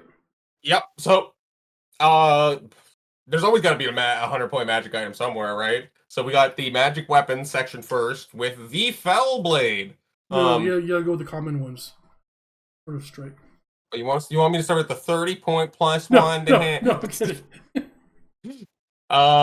This foul sword gives the bearer strength 10, and successful ward saves must be rerolled. Any unsaved wounds caused by the Fell Blade are multiplied to d6. Roll a d6 at the end of the wielder's turn. On a 3-up, no effect. On a 1 or 2, the wielder suffers 1 wound with no armor saves allowed. But if he has a ward save, he has to reroll his own ward save because of the rules of the sword. So yeah. The rough thing about this weapon is he's going to kill any character or anything he touches to kill. But the squad in 8th edition, the units is going to kill him. Which is real unfortunate for 100-point magic. You can't afford any defense other than a rat. Yeah. This is why I at least, if I was to bring it, it would be on a war letter, so that he can at least, because it's not. He's with 3-up armor save on a war letter with a shield. Yeah, that's it. It's better than nothing. Toughness okay, he takes 1 wound a turn, and he's got 3, so he could just die in the first 3 turns of the game. Like, it's a bit of a joke, but it's cool.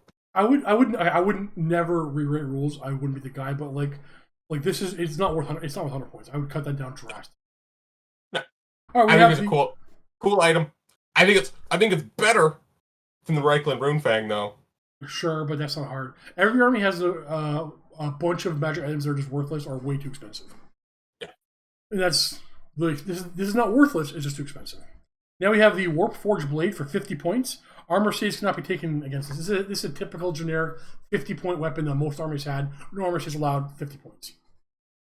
We got Warp Lock Augmented Weapons, 45 points. A Warp Lock weapon, you add +1 strength, +1 attack to any model so equipped. Not bad. I don't know if this army wants that, but that's standard points. 20 points for +1 strength, 25 points for +1 attack. That's standard. We got the blade put together one item. Yep. The Blade of Corruption for 35 points. The wielder of the sword is granted +1 strength in all attack to all attacks made in close combat. Any unsaved wound inflicted by the Blade of Corruption is multiplied into 2 wounds. I like 2 wounds more than D3.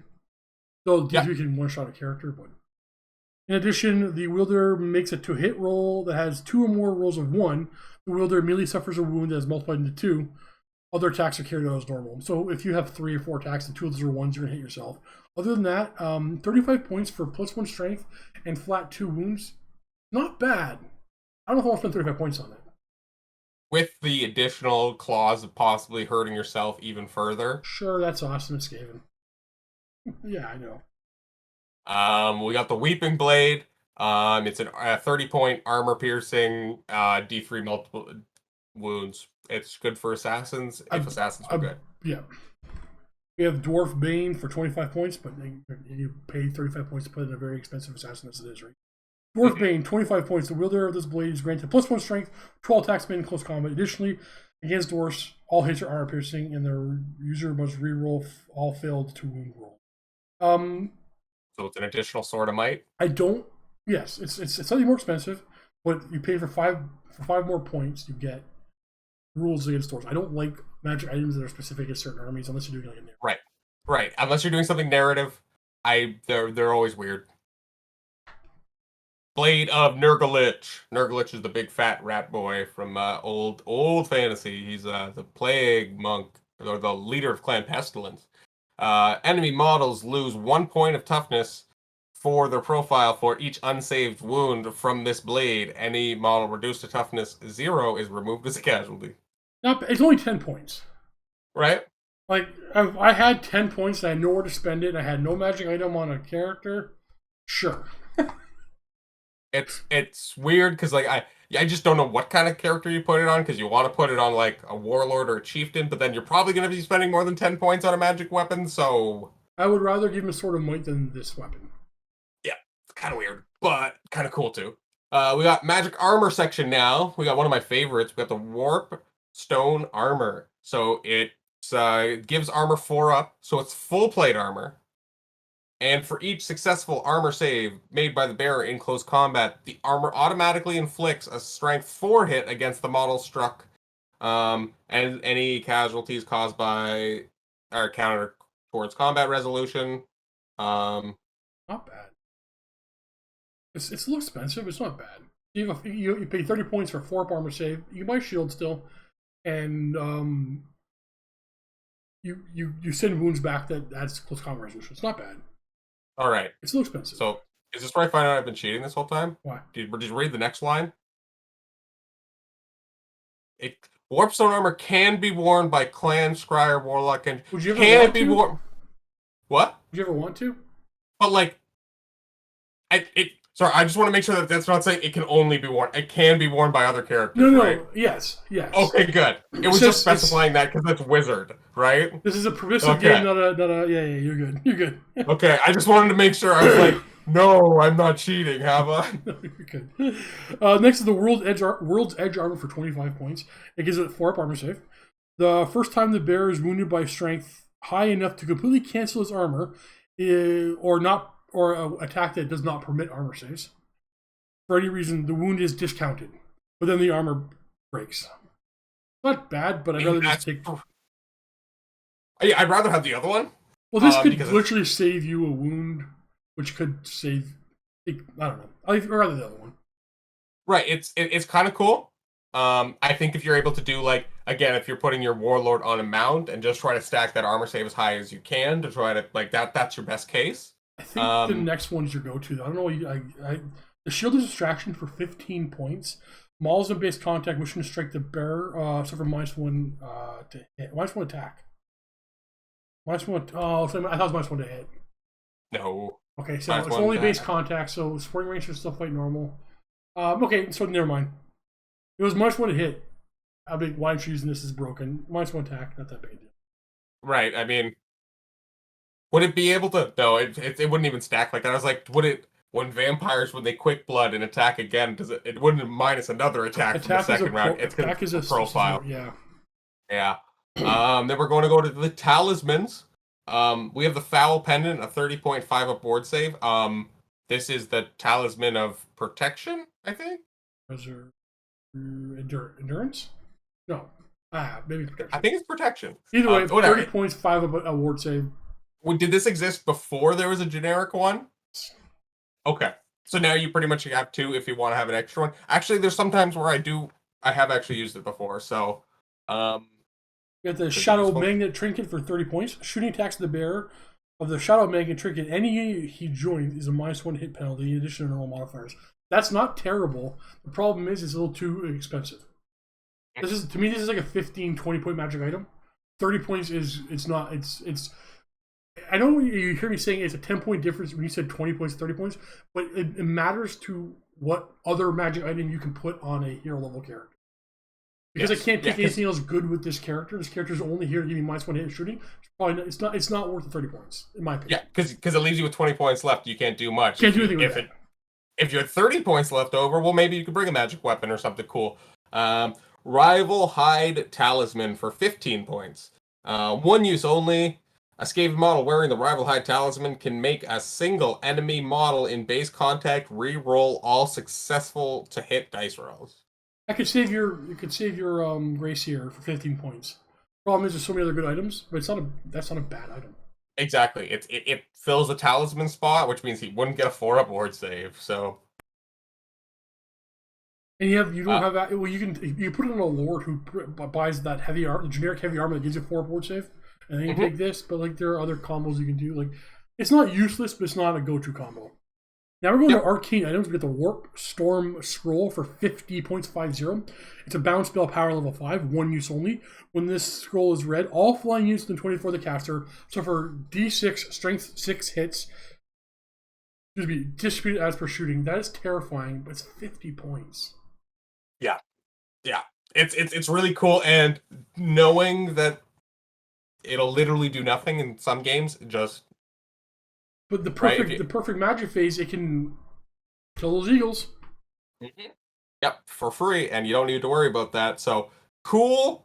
Again, if you're really a person who like knows your opponent's list, and you can really do some fun stuff with. If you both know and you're both okay with bringing stuff like this, a lot of stuff cool. Yep. Coming up to another one of my favorites, the Warp Energy Condenser. So it's only 20 points. And during each friendly magic phase, a Gracier or Warlock Engineer with a condenser can roll a d6 and gain 5-up, generate an extra power die. So this is a channeling before channeling happened. So now it means he channels an extra die on a 5-up, which is fantastic.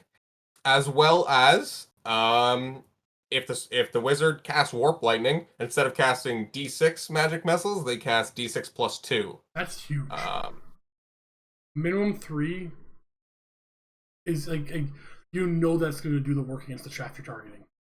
Minimum 4, because if you roll a 1, it hurts you, and the plus 2 doesn't come back to hurt you. You still only take 1. Oh wow, that's fair. Yeah. So it's not. It's honestly like it's the fact 20, that it gives you a buff, and the buff doesn't also hurt you is kind of nice. It's plus 20 channel points, an and extra you're going die. to see it almost on every table, right? There's no reason not to bring this thing. Yeah, it's fantastic. Like it's the fact that it does 2 relevant things well, and it's cheap. The Scrying Stone next for 15 points. 1 use only. The bearer of this mystical ball gains a 3-up ward save against the first wound suffered. If the wound is saved because of the ward save, the scrying is saved because of the ward save of the scrying ball. The bearer will be subject for stupidity in the following friendly turn as he waits further helpful instructions from the mysterious gift. This is not a bad item. Typically, we see stuff like this be a 2-up ward save and no downside. So it is only a 3-up and a downside, but it's probably an extra wound. Yep. If you can afford it, it's not a bad buy, but you often can't afford it. Then we have Warpstone tokens, which we talked about earlier, but they actually have their own profile, and you can buy additional Warpstone tokens for 15 points, and they just extra magic dice that you can use at will. You can buy more than one of them, but I believe that counts to your total of magic items purchased. The main thing about the Warpstone tokens and the Warp Storm Scroll and the Scrying Stone is, I think you just, in my opinion, you're probably just better off buying Warpstone tokens instead of purchasing those arcane. Right. Yeah. The only one is the condenser, which condenser even the condenser you want, because if a Warpstone token is 15 points for one, well, you're gonna roll 1/5 up on a channel on the warp energy condenser, and then you gain 15 points. You gotta be clear about that. Unless it's been FAQ'd, you roll 5+ to generate an extra die with the Warpstone condenser, and you still channel a 6+. Yeah, that's what I mean. Yep. He still channels on a 6+, and then he gets an additional channel on a 5-up. So, I'm just saying, the 15 points for an extra token, and then the 20 points for the condenser. Once the condenser makes a 15-point Warpstone token, essentially, it makes its points back, no problem. But Warpstone tokens are great, but you always get 3 or D3 free with your Grey Seer. So I'm usually, not super, always down to just buy a buttload of them. If you roll a 3 on the D3, I don't think you need to buy. If you roll a 1, I'd probably buy 1 or 2. Well, that's the problem. You've already made your list before you got to that point. Never mind. Exactly. Yep. Oh, well. If I'd say if you had an extra 15 points, considering what your unit sizes are, and if you had the just to make a D3 +1, make that more reliable, make those spells a little crazier, I think that would make a big benefit. But again, that's if you have the 15 points, because it's still a couple clan rats, handful of slaves, 2 storm vermin that can outfill your units, and you need the bodies. Alright, let's go on to enchanted items. Skaven Brew for 50 points, 5-0. One use only, the character carrying Skaven Brew can force a unit of clan rats or storm vermin in base contact to guzzle the vile liquid. Champions are affected, but no other other character models are affected. So you roll d6 against all the turn. You roll a 1, it's gone bad, and the unit takes d6 strength 3 hits with no saves allowed. No armor saves allowed. And this Skaven Brew has no further effect. On a 2 to 3, the unit now hates all enemies. So far, 50-50 is not worth 50 points. But 4 to 5, you get Frenzy. On a 6, Rabid. The unit Talisman is driven to hyperactive. Blah, blah, blah. You basically get the effects of Death Frenzy. Yep. That's kind of worth 50 points. I like the 50-50 part of it. I mean, I think if you're gonna do it, you're gonna do it on a unit of storm vermin, right? If you could use this on Plague Monarchs, I'd be more interested in it. Ooh. But this is, you're right. This is only for storm vermin. No even Hatred's not terrible for storm vermin. So you know what? I'll take that back. It's actually pretty worth it for storm vermin. It's just I don't know. 50-point magic item. Who's going to carry it? That's exactly what I was going to say. Fair. I mean, even the base Warlord is 90 points, and he can still throw down not too bad. Yeah, he can get some work in, but 15 points for a character just to bring this. Yeah. Okay, exactly. Then he just leave. Once he's done, he can leave the unit. He can just steer it away. No, why? That's. Now we got Skalm for 30 points. One use I like this one too. At the beginning of any phase, friend or foe, and now she's using the Skalm. The bear instantly is cured of any wounds it suffered so far. Skalm is of no use for models that are already dead. Skalm can only be used by the bearer. Sharing such a precious thing is not something Skaven would do. So it keeps your Grey Seer alive. It's a potion of health that you can drink, not at the beginning, because the potion's at the beginning of your turn, right? Yeah. This is any phase. Magic so this phase, is like shooting phase. Yeah, combat phase. That's the big one. Say he takes a wound or two in your magic or shooting phase, right before you get to the combat phase. Boom, he's back to full health. He's no problem. So exactly, this is a solid item. Yeah, this is again another one. If you're bringing the Bell Seer and he's your general, I would almost recommend always bringing this just to keep yourself. You get shot and you don't die. Well, you take a wound or two. Well, now you're not just sitting up there at one wound. It can be picked off by easy shooting. We got the Pipes of Piebald. Piebald? Piebald. Piebald? Piebald. This is an interesting one. In order to charge the bearer or any unit he has joined, an enemy must first pass the leadership test. That leadership test is failed. They fail to charge. So when this book was written, it was probably significantly more interesting. Leadership tests are almost meaningless in 8th edition. Yep.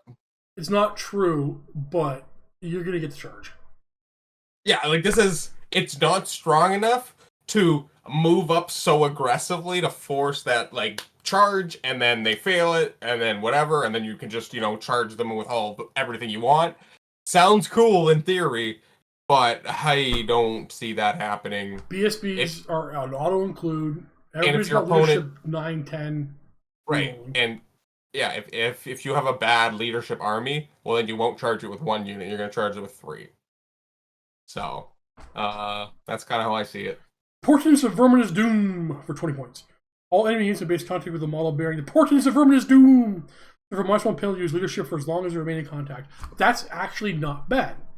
But I find in 8th edition, you won by a lot or you lost by a lot, and you're stubborn. Yes, and it does happen when the combat is the difference by 1, but not so much that I'm ever spending points on magic items on it. Yep, and again, it kind of what kind of character are you putting it on? It's 20 points, and like even if you do like Skaven characters, if your opponent wants to kill them, they can. So it's not like he's going to be like so untouchable. He's just sitting in the unit giving the buff. So now we get into like the specific clan tools of war. So these are... Remember we mentioned a bunch of these items that can be taken by unit sergeants or champions? Exactly. So some of them can be taken by those. Some are just upgrades for their own. But these next bit of magic items can only be brought by Clan Eshin models. Starting with Warp Stone Stars. 50 points. Warp Stone Stars are thrown weapon with the 3 times multiple shots rule. They are strength 5 and do D3 wounds. Yeah, that's nice.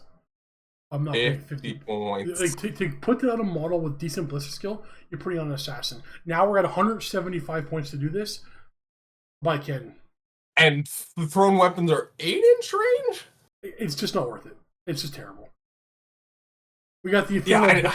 Yeah, I know. It's really like, when is the D3 wound? Like, unless you're shooting at like monsters infantry, like ideally you're throwing it at a character, but who's leaving a character out in the open? I think we're in the eras of trying to tone down characters and see less and less characters, and they did that by making magic items too expensive for a run, and they overdid it. Yeah. Fertile Bomb for that. 30 points. It's so long.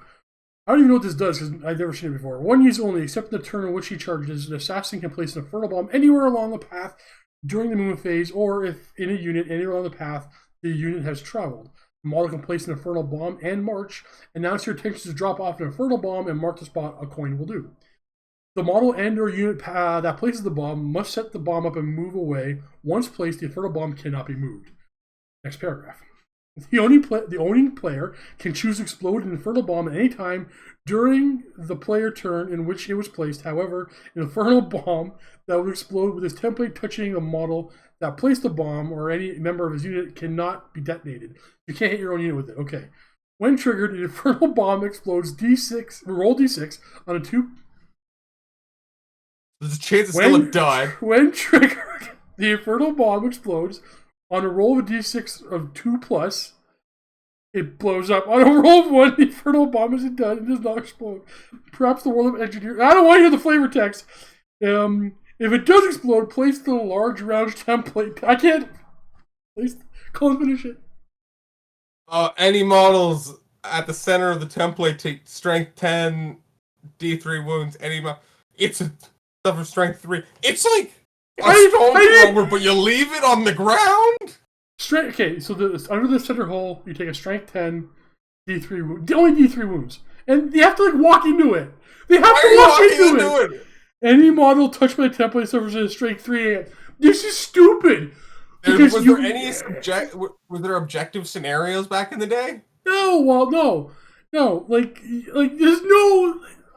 It's... Cullen, let's talk about smoke bombs for 10 points. Smoke bombs, hopefully they're not as dumb. 1 use only. Character equipped with smoke bombs is if a character is forced to flee, he can choose to smash the bombs under his foot. Before any dice are rolled, announce smoke bombs.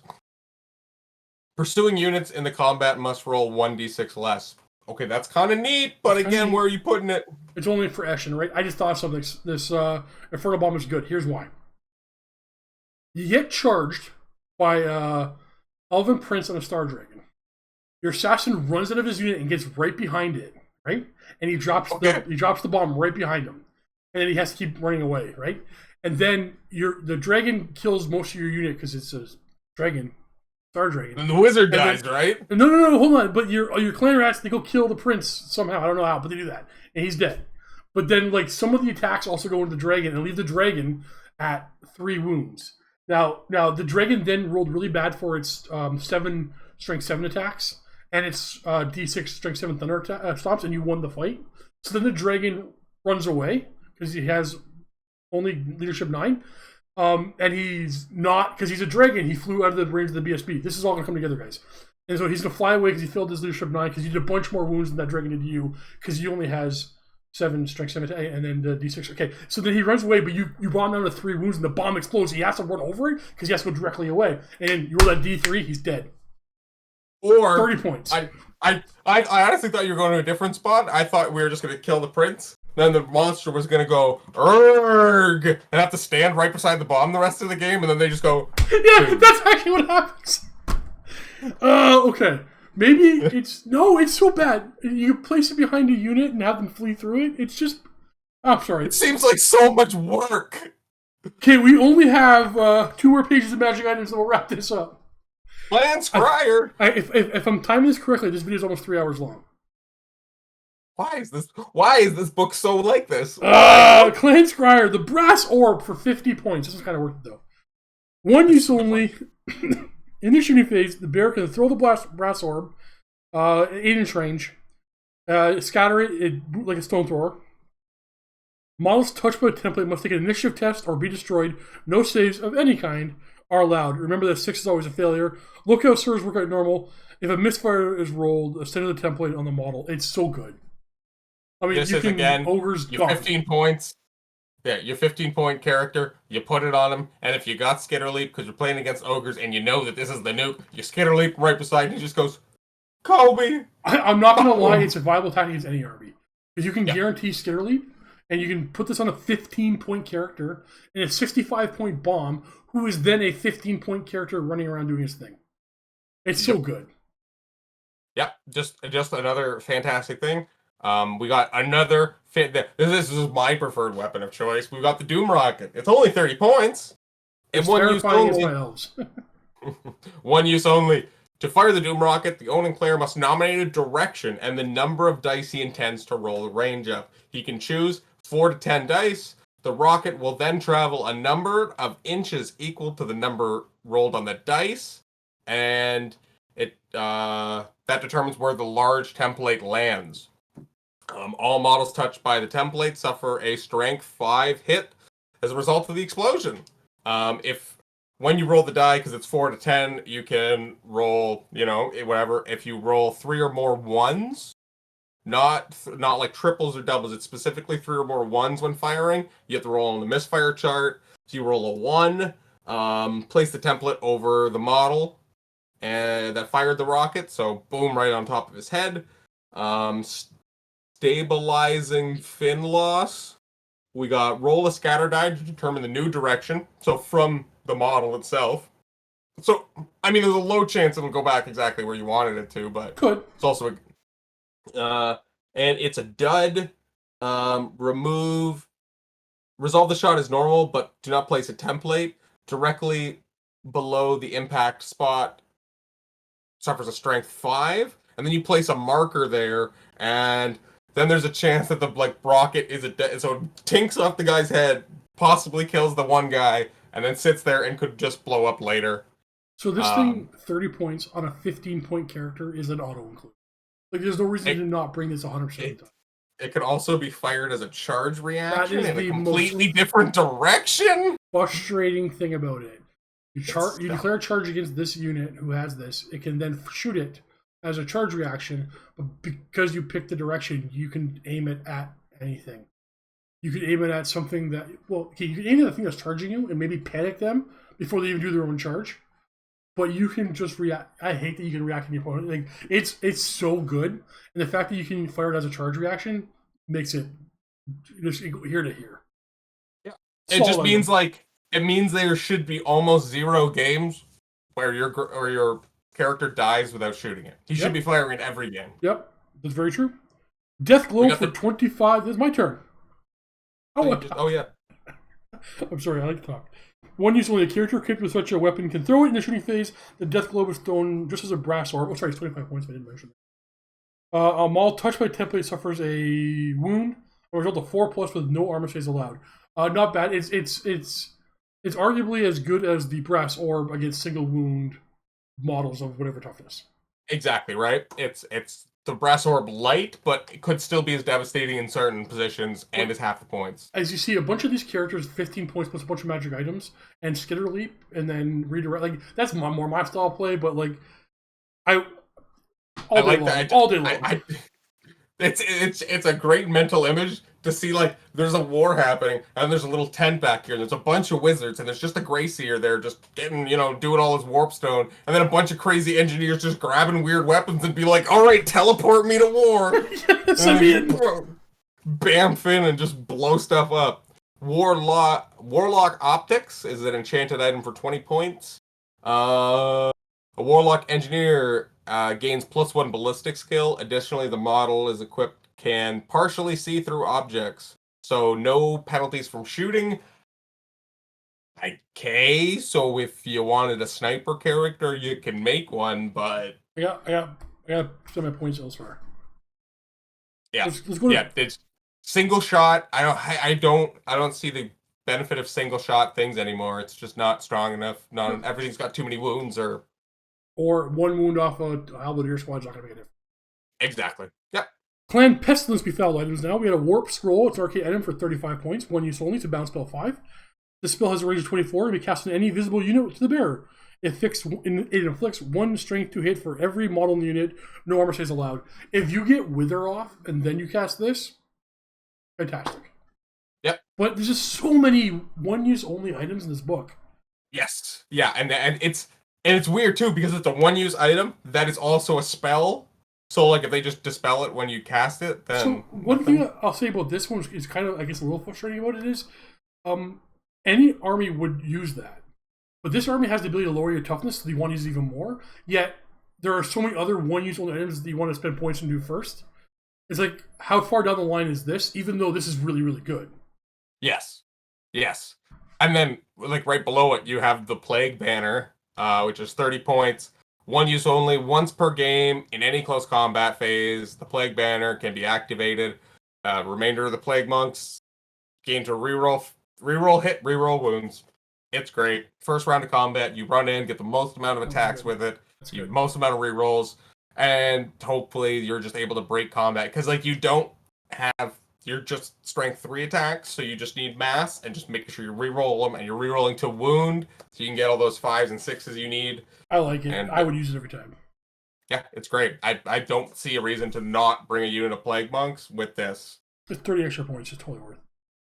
Clan Molder now get their Beast Prods. There's a Shock Whip for 25 points. It requires 2 hands and ignores armor saves. 25 points. I don't know why you'd ever upgrade a Packmaster. Is my only thing. That's the thing. Then you get the Electro Whip. Follows the same rules as whips, except confers D3 attacks instead of 1 when he attacks from the back rank.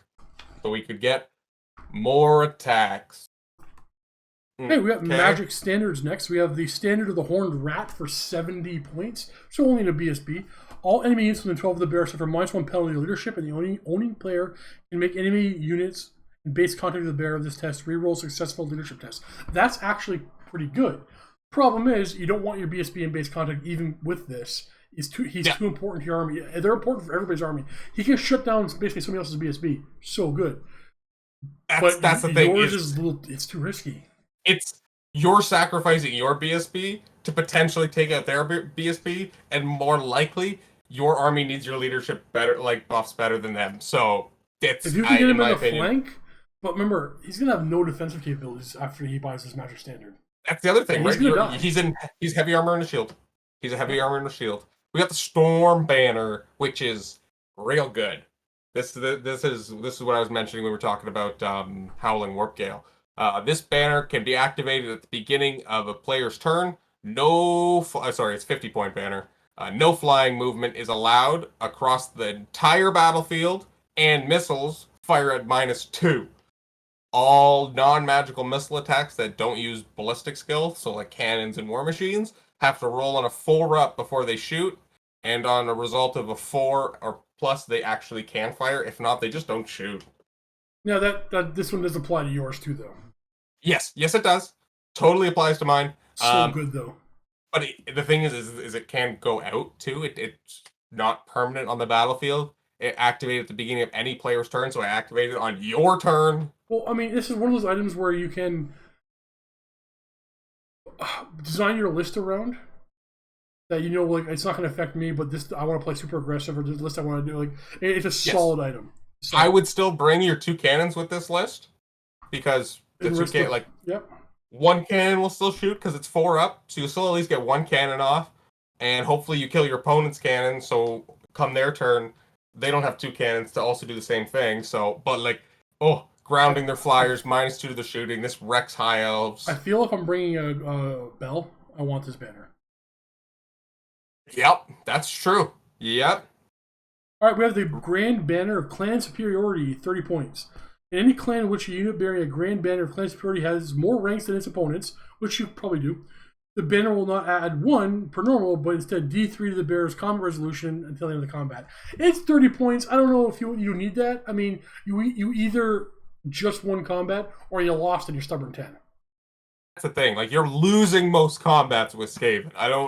There's not a lot, like, so if you won combat, it's with like the monks or the halberd guys. Storm Vermin. Or you got off of a flank or something. And they right? each have a different banner that you want to have. Yeah. It there you go, right? This is a prime example. Like, you see a theme. All the magic items is there's so many options that they are washing out. So the great options are washing out good options, unfortunately. Yes. Yep. We got the Shroud of Dripping Death for 30 points. All enemy models in base contact with the bearer of this banner take a single strength 3 with no armor saves at the start of each and every close combat. Additionally, should the unit bearing the Shroud of Dripping Death break from combat, any unit that dares to pursue it will immediately take 2d6 strength, 2d6 plus 2 strength 3 hits, no armor saves. That's a solid banner, except the unit that can take it has a better banner to take. Yeah, like because it's more for the so when they break from combat, that banner's gonna break though, right? That's kind of what it's saying. Yeah. And because they leave it on the ground. Right. Banner of the Under Empire, 25 points. All units in base contact with the unit bearing the banner suffer 2d6 strength 2 automatic hits at the start of each close combat phase. Just for like shooting, that's a solid banner.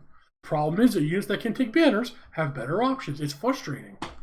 That's a solid banner. That is the freaking Shield of Thorns light all the time. Yes. Yeah, the Shield of Thorns makes a huge difference in close combats. Mm-hmm. And again, like, I just don't know where you're going to put it because it's just weird. We got the Dwarf Hide banner, so you can assume that it's going to do something there. 15 points. Hatred dwarves. Likewise, dwarves gain hatred them. That's not worth it. You could add 15 points to my roster.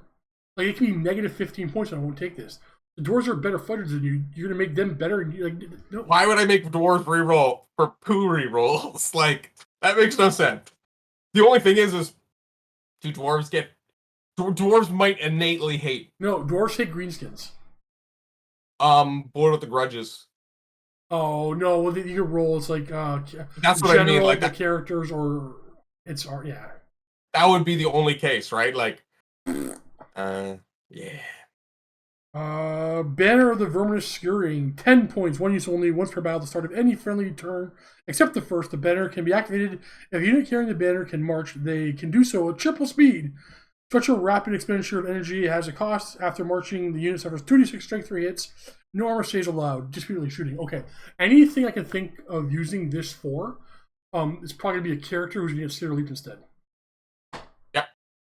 Yeah, because We did it. you can triple your march. So you're gonna be moving 15. That's not really gonna get you But can into your clan? opponent's deployment zone, so it's not gonna get you outside of charges. To be fair, I'm assuming something. I'm assuming clan rats can't take banners. No, they can't. So, yeah, it's not gonna use that banner. You're not gonna put it on. No, it's not gonna. Yeah, because that would be the thing. Is like there's the other units. You're sinking too many points for them for the possibility of running into your opponent's like deployment zone, and then getting immediately charged with no support by any characters or anything like that. So maybe you think of, I don't know. There could be, you have to use it. Whatever you first. There are other things. Okay, here's my final thoughts on this book. Models, fantastic. We're not here to talk about models. I love the zaniness of it. It can play shooting, magic, close combat, but none of those really well. It does magic very well, but it doesn't do close combat very well. If you consider your metrics of close combat and killing, but they hold well. They can do well on shooting, but honestly, sometimes the safest place to be is in front of the Skaven guy. It's just a zany army, fun to play against, and you can play everything perfect, and the army itself will take away that victory from you. And I freaking love it. But they can play up and they can play down. Yeah, this was my first army. What an army to choose for your first one, where you have a whole lot of control over not much. Yep. Learns rules crazy ways. Those magic completely defies most magic rules of the game. So learning this was much different than learning all the rest of them. But I think it's a very rewarding army to win with, and can be a lot of fun to lose with. Probably one of the most fun armies to lose with. There's nothing like losing when it's not your fault. Like, I could have, whatever, I scattered and killed my general. Like, Cullen's actually scattered and killed his general more than once. Mm-hmm. Yep. And, I mean, and I think you'll have, especially in the beginning, you'll have a lot of those games where one stupid rule that you could have mitigated some way screwed you over. Like my stupid bell making me walk out. Had I had not moved up, or, it's, and the dice rolls are the way they are, and sometimes they punish you for being a little bit too aggressive, but sometimes you just gotta go all in and just enjoy the crazy random that is the rat people. Yeah. Definitely one of my favorites. I know it's your favorite. Mm-hmm. I think it's solid. The most unique, with the amazing lore, silly rules, I think fun to play. The number one thing I gotta say about this one right now is if you don't own a Skaven army, you can purchase almost everything you need to play right now. Yeah, and 12 years late with this one? Which the date? 12 years late? Yeah, it was 09. 09. Yeah, most of the models are still available. Like, and a lot of them are, there's some very old models, but there's also some really nice stuff in there, and it's a lot of fun. It requires a lot of painting, a lot of perseverance, and it's a good way to train your painting ability, because it was my first army, and that's where I just learned how to actually smoothly put paint down on miniatures right there. Trains the hand. And paint eyes all crazy like. Yeah, whatever. At least you tried. I still don't do eyes. All right, Cullen, I don't know. That was a good. I think we got it. You want to record it now? I'll record it tomorrow. No, this was the test run. Yeah, I'm sure it was. Definitely. 100%. Thanks for watching, everybody. I'm actually recording.